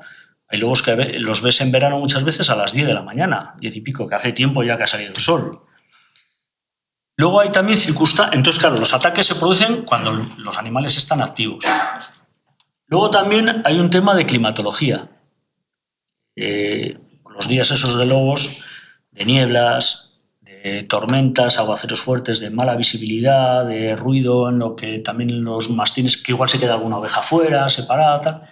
Claro, son oportunidades de negocio para el lobo y las aprovecha. Como ejemplo, te puedo poner también un caso ahí en Arcentales, que después supimos por qué. Un señor mayor que tenía un rebaño de ovejas y las recogía todas las noches en su casa, en la cuadra. Las sacaba por las mañanas, después de ordeñar. O sea, te estoy hablando igual a las 9 de la mañana o más en verano. Bueno, pues las sacaba, cruzaba la vía, pasaba la vía al lado de su casa y las dejaba en un prado ahí al nada. A media mañana iba y tenía una oveja muerta, o le faltaba. Así tiempo. Llegó un momento en el que el tío iba con una escopeta. Estoy hablando de un paisanete de casi 80 años. Iba con una escopeta. Dejaba las ovejas en la finca, pegaba 2 tiros al aire y se volvía a casa. Iba a media mañana y la misma. Bueno, pues claro, le sacaban coplas. Es que los vecinos decían, es que es mentira. O sea, no puede ser que le esté ocurriendo eso. Bueno, pues en septiembre nos dimos cuenta por qué. Le encontramos todas las ovejas que le faltaban. Estaban comidas ahí en un helechal, a la entrada de un pinar. Y estaban ahí los cachorros. Si es que estaban criando al lado. Claro, es que era de no creer. Era de no creer. Y el tren pasando pues cada poco por allí. Y la carretera al lado, que es que Vizcaya no es el desierto de Atacama, precisamente, ¿no? Entonces, circunstancias, el lobo donde tiene oportunidad, pues claro, si hay ganado y hay lobos, si puede, claro, es que es comida fácil. Es comida fácil. Por eso que normalmente sí, el patrón, sí, pues claro, de noche o al anochecer, claro, las dejas al anochecer y cuando vas por la mañana a revisarlas o ves a los buitres, pues claro, ha pasado ahí durante la noche. A veces ocurre muy pronto y pueden comer y otras veces las están matando casi al amanecer o llega el ganadero y lo ve comiendo. Eso también ha pasado. Entonces... Los eventos de ataques masivos, por así decirlo, de 3, 4 ovejas, se dan... No, eso no es masivo, ¿eh? Bueno, no. Vale, masivo te estoy hablando de 20 y tantas, 30 y tantas. Vale, la pregunta era un poco, imagino que en cuanto está el ganado, ¿no?, en un campo cerrado, ahí lo tiene mucho más fácil y ahí es donde vendrán las sangrías. Pero ganado que está, por ejemplo, en sierra, en zona abierta, ¿cuánto, por ejemplo, cada vez que entra un lobo a un rebaño de 500, te puede hacer que en una noche 2, 3, porque se van... Claro, si no tiene mastines... Claro, el ganado se puede ensanchar más. Bueno, si las encuentras todas, suelen ser ataques que no son muy grandes, por así decirlo. Y eso puede ser 3, 4 ovejas. O media docena que estén mordidas también, porque a veces coge, pum, muerde y va por otra, y a por otra, y así hasta que, bueno, se cansa o consigue apartar a una bien. A veces, ¿qué ocurre? Pues como hablábamos con el tren de antes, el accidente aquel del tren, pues joder, que es que las ovejas van corriendo y aquí muchas sierras, pues ya sabemos cómo son. Llegas a un lado y tienes corte. Pues allá van las ovejas. ¿Les ha matado el lobo? No, pero ha sido colaborador necesario con la gravedad, ¿no? Entonces, claro, a veces se dan esas situaciones. Yo el mayor daño que he visto de toda mi vida han sido, me parece que eran 230 ovejas. En Mina Federico, una antigua cantera. Bueno, pues al final no fue el lobo. Cayeron por el único sitio donde podían haber caído 200 y pico ovejas. Esas las habían llevado con perros. Yo no he visto tanta oveja muerta en mi vida. Claro, llegas ahí después de 3 días que nos llamaron y ¿qué haces? Pues abres algunas y sí, las ves que están reventadas pero del golpe. Y luego hablando con unos, con otros, pues vas aclarando un poco el asunto. Por eso este hombre pues había llegado de nuevas allí, al poco el recibimiento había sido que cuando llegó al pabellón que había comprado se encontró una oveja colgada de las patas, boca abajo, le habían abierto la barriga y le habían sacado las crías que gestaba, pues eso. Y casos con perros pasan mucho. Bueno, pueden pasar con una cierta frecuencia según qué relaciones tengan. Una noche, un ataque de lobo, puedes encontrarte 6 bichos. Si están en una sierra, ¿no? En un campo. Sí. 6 u 8 bichos, Eso es. Sí. Eso. ¿Están organizados o...? Si hay... Vamos a ver, la estructura poblacional de lobos en manada. Pero el que sea en una manada no quiere decir que estén juntos siempre. De hecho, a veces también, pues cuando se hacen los rastreos y tal, tú igual vas viendo el rastro de uno aquí, pero tampoco sabes si va a 20 metros otro por allí o... Y luego están todos esos lobos, entre comillas, solitarios. En zonas donde entra de nuevas el lobo, pues pueden entrar uno o dos. También ese es el comentario, ¿no? Siempre que se ve un lobo tal, el comentario. Iban dos, uno más grande y otro más pequeño. Bueno, vale, si iban dos, desde luego uno tenía que ser más grande y otro más pequeño, por huevos. O sea, así de claro. Pero bueno, siempre hablan dos. Y a veces lo que pasa es que se confunden también las huellas. Como todos sabéis también, en los cánidos, sobre todo en los perros y los lobos se marca mucho, las huellas delanteras son más grandes que las traseras. Entonces hay muchos expertos en huellas que dicen, aquí van dos, porque esta es más grande y otra es más pequeña, ¿no? Eso para empezar, porque de cuando se ven huellas, luego ya se pasa a ver lobos y luego ya se pasa a ver grupos de lobos. Y luego Internet ha hecho mucho daño. Los de la Junta nos llegó una vez una foto de que les había llegado a unos compañeros de ahí, a unos guardas, diciéndole que había, me parece que eran 14 lobos por la nieve, una foto cojonuda, muy bonita y tal, que había sido en el puerto de Ventana, en León, en el límite con Asturias. Oye, pues todos alucinados y tal, oye, pues nada, tienes que meter solo 14 lobos en la nieve, no sé qué tal, y ya ahí te salen las fotos, era en Canadá, era en el Ártico. Bueno, pues vale, hay una intoxicación bestial. Y luego solo de que cazan juntos o no, estos lobos solitarios o dispersantes, es que están ellos solos. Y es que claro, para el ganado menor, para un lobo, no tiene, vamos, ninguna dificultad, cero. Entonces, los daños pueden ser muy grandes provocados solo por un único animal. Esa es la... Ahora, por eso, cuando tú encuentras ganado más o menos de una talla un poco que tal, muy comido, pues empieza a pensar que puede haber alguno más. Okay. ¿Y luego se enfrenta con los mastines? El lobo si puede lo evita. ¿Eso le hace daño o algo? Si puede lo evita y a veces, y eso está comprobado también, eso en las zonas donde hay más lobos y el mastín está muy arraigado, como haya varios lobos, lo que hacen es que juegan con los mastines, tratan de llevárselos y de hecho hay hasta una grabación. Cómo se llevaban a un mastín, había, no sé si eran 2 o 3 lobos, 3 creo que eran, y 2 se llevaban el mastín, no corrían demasiado, el mastín casi les alcanzaba, se lo llevaba uno y arriba le esperaban 2 lobos y mataron al mastín. Y hay unas grabaciones, yo esas las vi hace un montón de tiempo, esas con cámara térmica en Francia, en Alpes. Y estaba un rebaño, no sé, eran 2000 y pico ovejas y tenían 5 o 6 perros. Y estaban ahí 3 lobos y vuelta para aquí, vuelta para allá toda la noche. El lobo entraba, iban los mastines, el lobo se retiraba. Al rato, otro por arriba, y iban los mastines, el lobo se retiraba. Así, hasta que, claro, llega un momento en el que entre varios, uno, otro, pues siempre hay una oveja que está un poco más fuera, ¡chum!, la trinca y se la lleva. Y a lo mejor los perros no se han enterado. Entonces, por eso los trashumantes lo que suelen hacer es llevar varios perros y les dejan, lo que os decía antes, al mastín ni palo ni mano. O sea, no le tienen gobernado, el mastín está ahí, ¿no? Y los perros se distribuyen, suelen colocarse en la periferia del rebaño y siempre hay alguno, si hay suficientes, que está con las ovejas.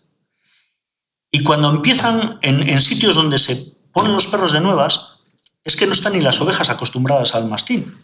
Entonces, cuando el perro empieza a ladrar, lo que hacen es espantarse ellas también. Pero cuando ya las ovejas, el rebaño se está acostumbrado a tener perro, sabe que ahí tiene la protección. Y cuando el perro ladra, van al perro. Entonces el perro ahí lo tiene más fácil. No se lo tiene. Y luego además los perros, los mastines que se seleccionan, son los que dicen que tienen buenos vientos. O sea, que tienen el olfato, que pueden detectar al lobo a distancia. De tal manera que tú cuando ves un mastín normalmente con las ovejas, bueno, si están más o menos tranquilos, están durmiendo prácticamente el día entero. Ese perro no vale más que para comer. No, está ahí, por las noches suele estar patrullando mucho y suele además eso, colocarse en sitios que entre todos se complementan. Y cuando salen a veces por las mañanas de los rediles, los mastines van por delante del rebaño. Y cuando vienen de recogida, vienen por detrás. Y eso no se lo enseña a nadie. Bueno, pues así te evita también que se queden ovejas rezagadas y cuántos casos de estos de buitres, porque el tema del perro no solo es que te prevenga contra ataques de lobo, da tranquilidad al rebaño, no tiene por qué haber lobos. Evita también robos de corderos, que los hay. Evita, pues bueno, casos de parto, o sea, problemas con los zorros también. Los corderos, los zorros los bailan. O sea, cuando los ganaderos muchas veces, joder, pues claro, es una herramienta nueva y bueno, es un rollo, tienes que darle de comer todos los días, puedes tener problemas, ¿no? De que muerdan a alguien, que... Entonces, bueno, a veces son reacios, pero claro, cuando ya ellos saben manejar también al perro y tal, están encantados. Con esto que hicimos ahí en Carranza, que además sobre todo iba muy dirigido hacia el ganado mayor, al principio decía, mira, esto con ovejas sí, pero con vacas, las vacas no. Bueno, pues cuando estuvimos ahí en León, claro, es que vas a sitios donde tienen las vacas con mastines, porque es que si no las tienes con mastines, es que te las come el lobo o el oso. Entonces, joder, pues hablando también eso de la enseñanza entre iguales, ¿no? Que ellos puedan hablar con otros ganaderos, que están allí hartos de todo esto, que no tienen bajas. Hubo un congreso en Zamora, ¿cuándo fue? En el 18, parece que fue, o 17, por ahí, el congreso este internacional. Bueno, pues hubo también una muestra de mastines, ¿no? Y llevaron de esa zona, bajaron ahí perros y tal. Y estos tienen ahí tienen como 6 u 8 mastines con las vacas y los terneros. Y uno que tiene yeguas, ahí con potros, pues ese no tiene perros, pero bueno, se beneficia de la labor de los de estos otros. Y cuando bajaron al congreso le dijeron, oye, vamos a llevarnos a los perros, que lo sepas. Bueno, pues fue llevarse a los perros y a la noche siguiente le mataron 2 potros. Claro, ¿los perros resuelven? Pues hombre, sí. ¿Que no son infalibles? Pues también. Pero bueno, si tú tienes perros, pues eso, la presión. Y en un ataque ovino, por ejemplo, pues te pueden matar alguna. Pero los ataques son mucho menos cruentos. O sea, esas lobadas no se suelen dar. No se suelen dar, te matan 1 o 2. Pero los perros hacen su labor. ¿Las vacas se quedan comiendo o qué decir? No sabemos, cuando hay mastines, si matan una oveja, ¿cómo la consumen? Claro, por eso ahí o se llevan un trozo o directamente la dejan muerta o herida y el perro igual les acaba echando, claro. Y ahí sí que es verdad que puedes no encontrar consumo. Esa es la historia. Pero si pueden... ¿Mis datos de ataques de perro? ¿Cuántas cabezas de ganado pueden estar matando en Álava o en...? No, ahí tenemos información sesgada. Que además esa era al principio una crítica que se nos hacía. Decir, bueno, es que vosotros dais todo como de lobo. Porque teníamos, no sé si nos salía un 80% así de los peritajes, los atribuíamos a lobo y el resto entre desconocidos y de perro. Pero claro, es que normalmente no se nos avisaba de los ataques de perro y sabíamos que había. Ahora sí que tenemos más porcentaje de perros porque en Vizcaya hay muchas zonas en las que no hay presencia de lobo ni... O sea, en el entorno de Sondica, de Bilbao, tal, y a veces, últimamente ya no, pero hasta no hace mucho nos avisaban. Entonces ahí nos engordaban los casos, pero no, ahora te podría decir... Ahora igual estamos casi 50%, pero porque hay muy poco lobo en el País Vasco ahora mismo. Hemos llegado a tener, Mario dijo que 3 en Álava y otra más en Vizcaya, 4 manadas.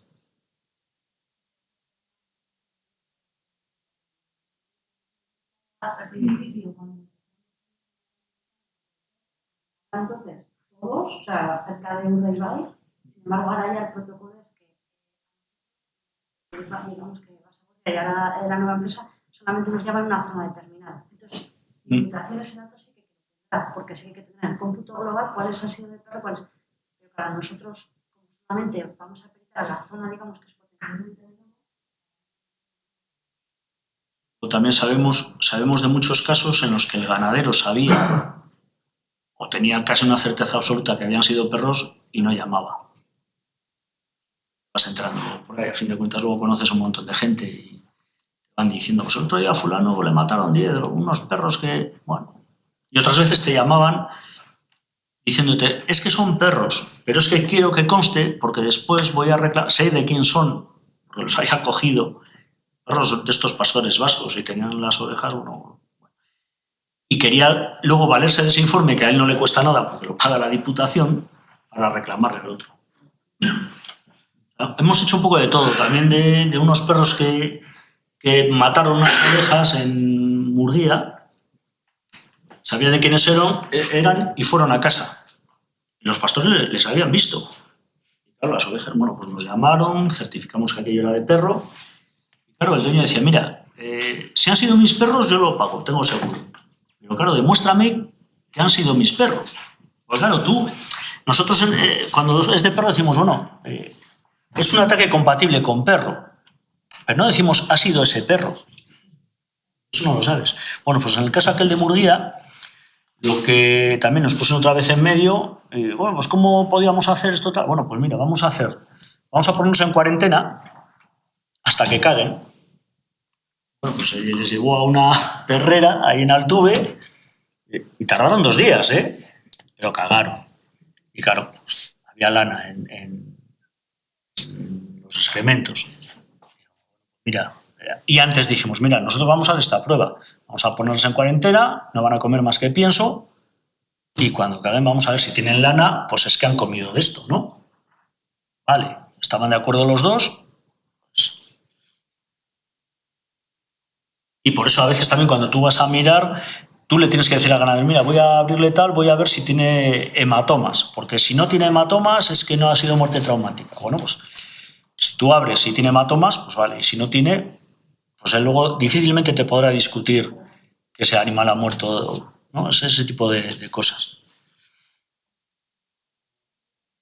En una zona donde hay una manada, con batidas y, o sea, al haber una batida con los perros, ¿cómo actúan? Bueno, los perros generalmente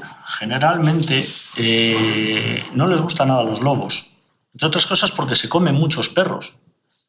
De hecho, por ejemplo, en la Serra de la Culebra, que es el lugar conocidísimo por todo el mundo, donde hay una densidad bestial de lobos y tal, ahí en las batidas de jabalí no les gusta llevar mucho perro. Igual llevan uno.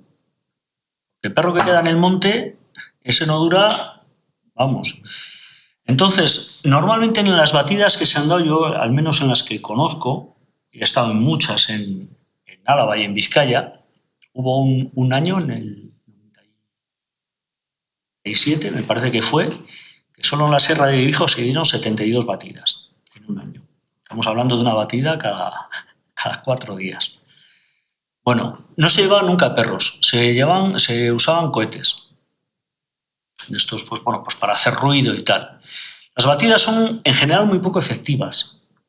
Muy poco, porque, bueno, la gente está acostumbrada a cazar jabalí. Vamos con emisoras, se ponen a fumar, están hablando, llegan con los coches. Bueno, al jabalí igual, vale. El lobo, desde que no se levanta del encame hasta que se vuelve y pasa por... O sea, como anécdota también, se dieron una serie de batidas en una zona ahí rayando con Burgos, una zona donde no era habitual tal, y salían siempre 2 lobos. 2 lobos, y por la razón que fuera, no pasaban a tiro, tal, no se les... Bueno, pues en una batida, uno de los puestos llegó tarde. Venía a trabajar, se le hizo tarde y, bueno, llegó, pues para no molestar me pongo aquí.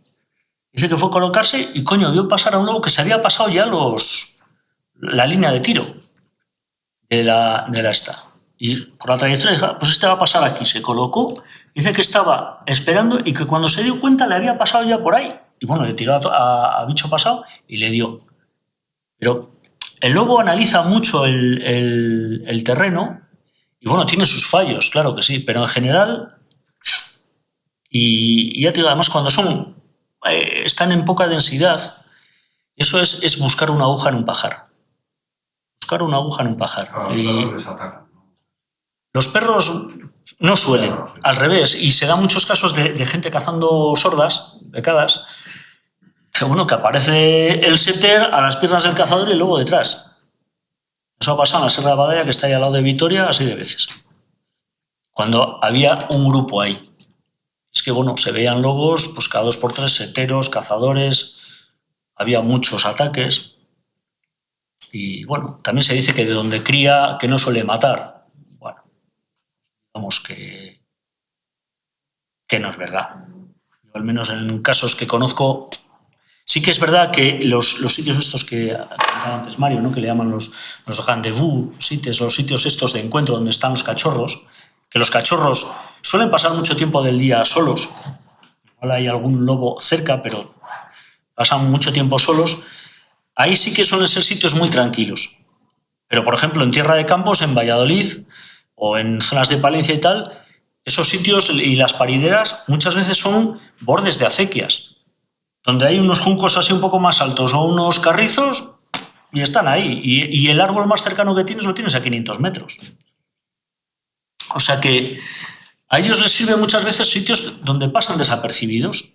Y muchas veces vas a estos sitios y hablas con el pastor y tal, y bueno, aquí lobos y tal, donde sabes que hay una manada, donde tú has visto o has oído a los cachorros, y tal, aquí no, eso es para la montaña, eso es para Riaño, para Fuentes Carrionas. Y los tiene al lado. Y muchas veces esos lobos tampoco hacen daño porque en esos rebaños, en esas zonas, los rebaños suelen ser grandes y no es raro que alguna oveja no llegue al redil por la noche. Pues porque está coja, porque está la vieja, bueno, mira, eso no aparece, pues, y se aprovechan de eso. Pues bueno, son lobos, digamos, que alteran menos. En los sitios donde llegan de nuevas, se prepara un follón.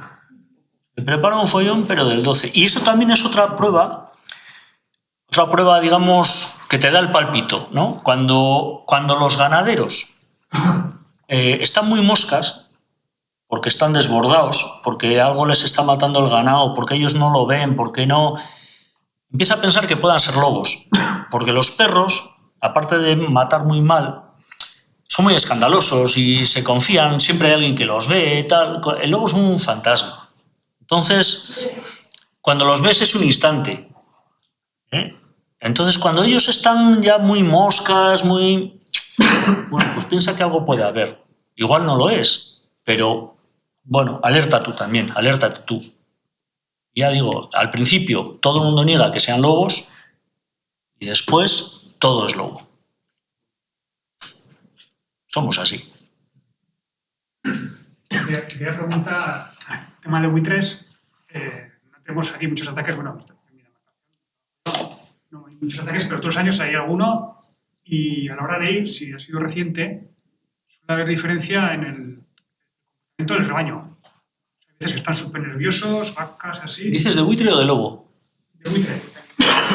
Cualquier cosa que altere, llámalo buitre o lobo, suele provocarles nerviosismo.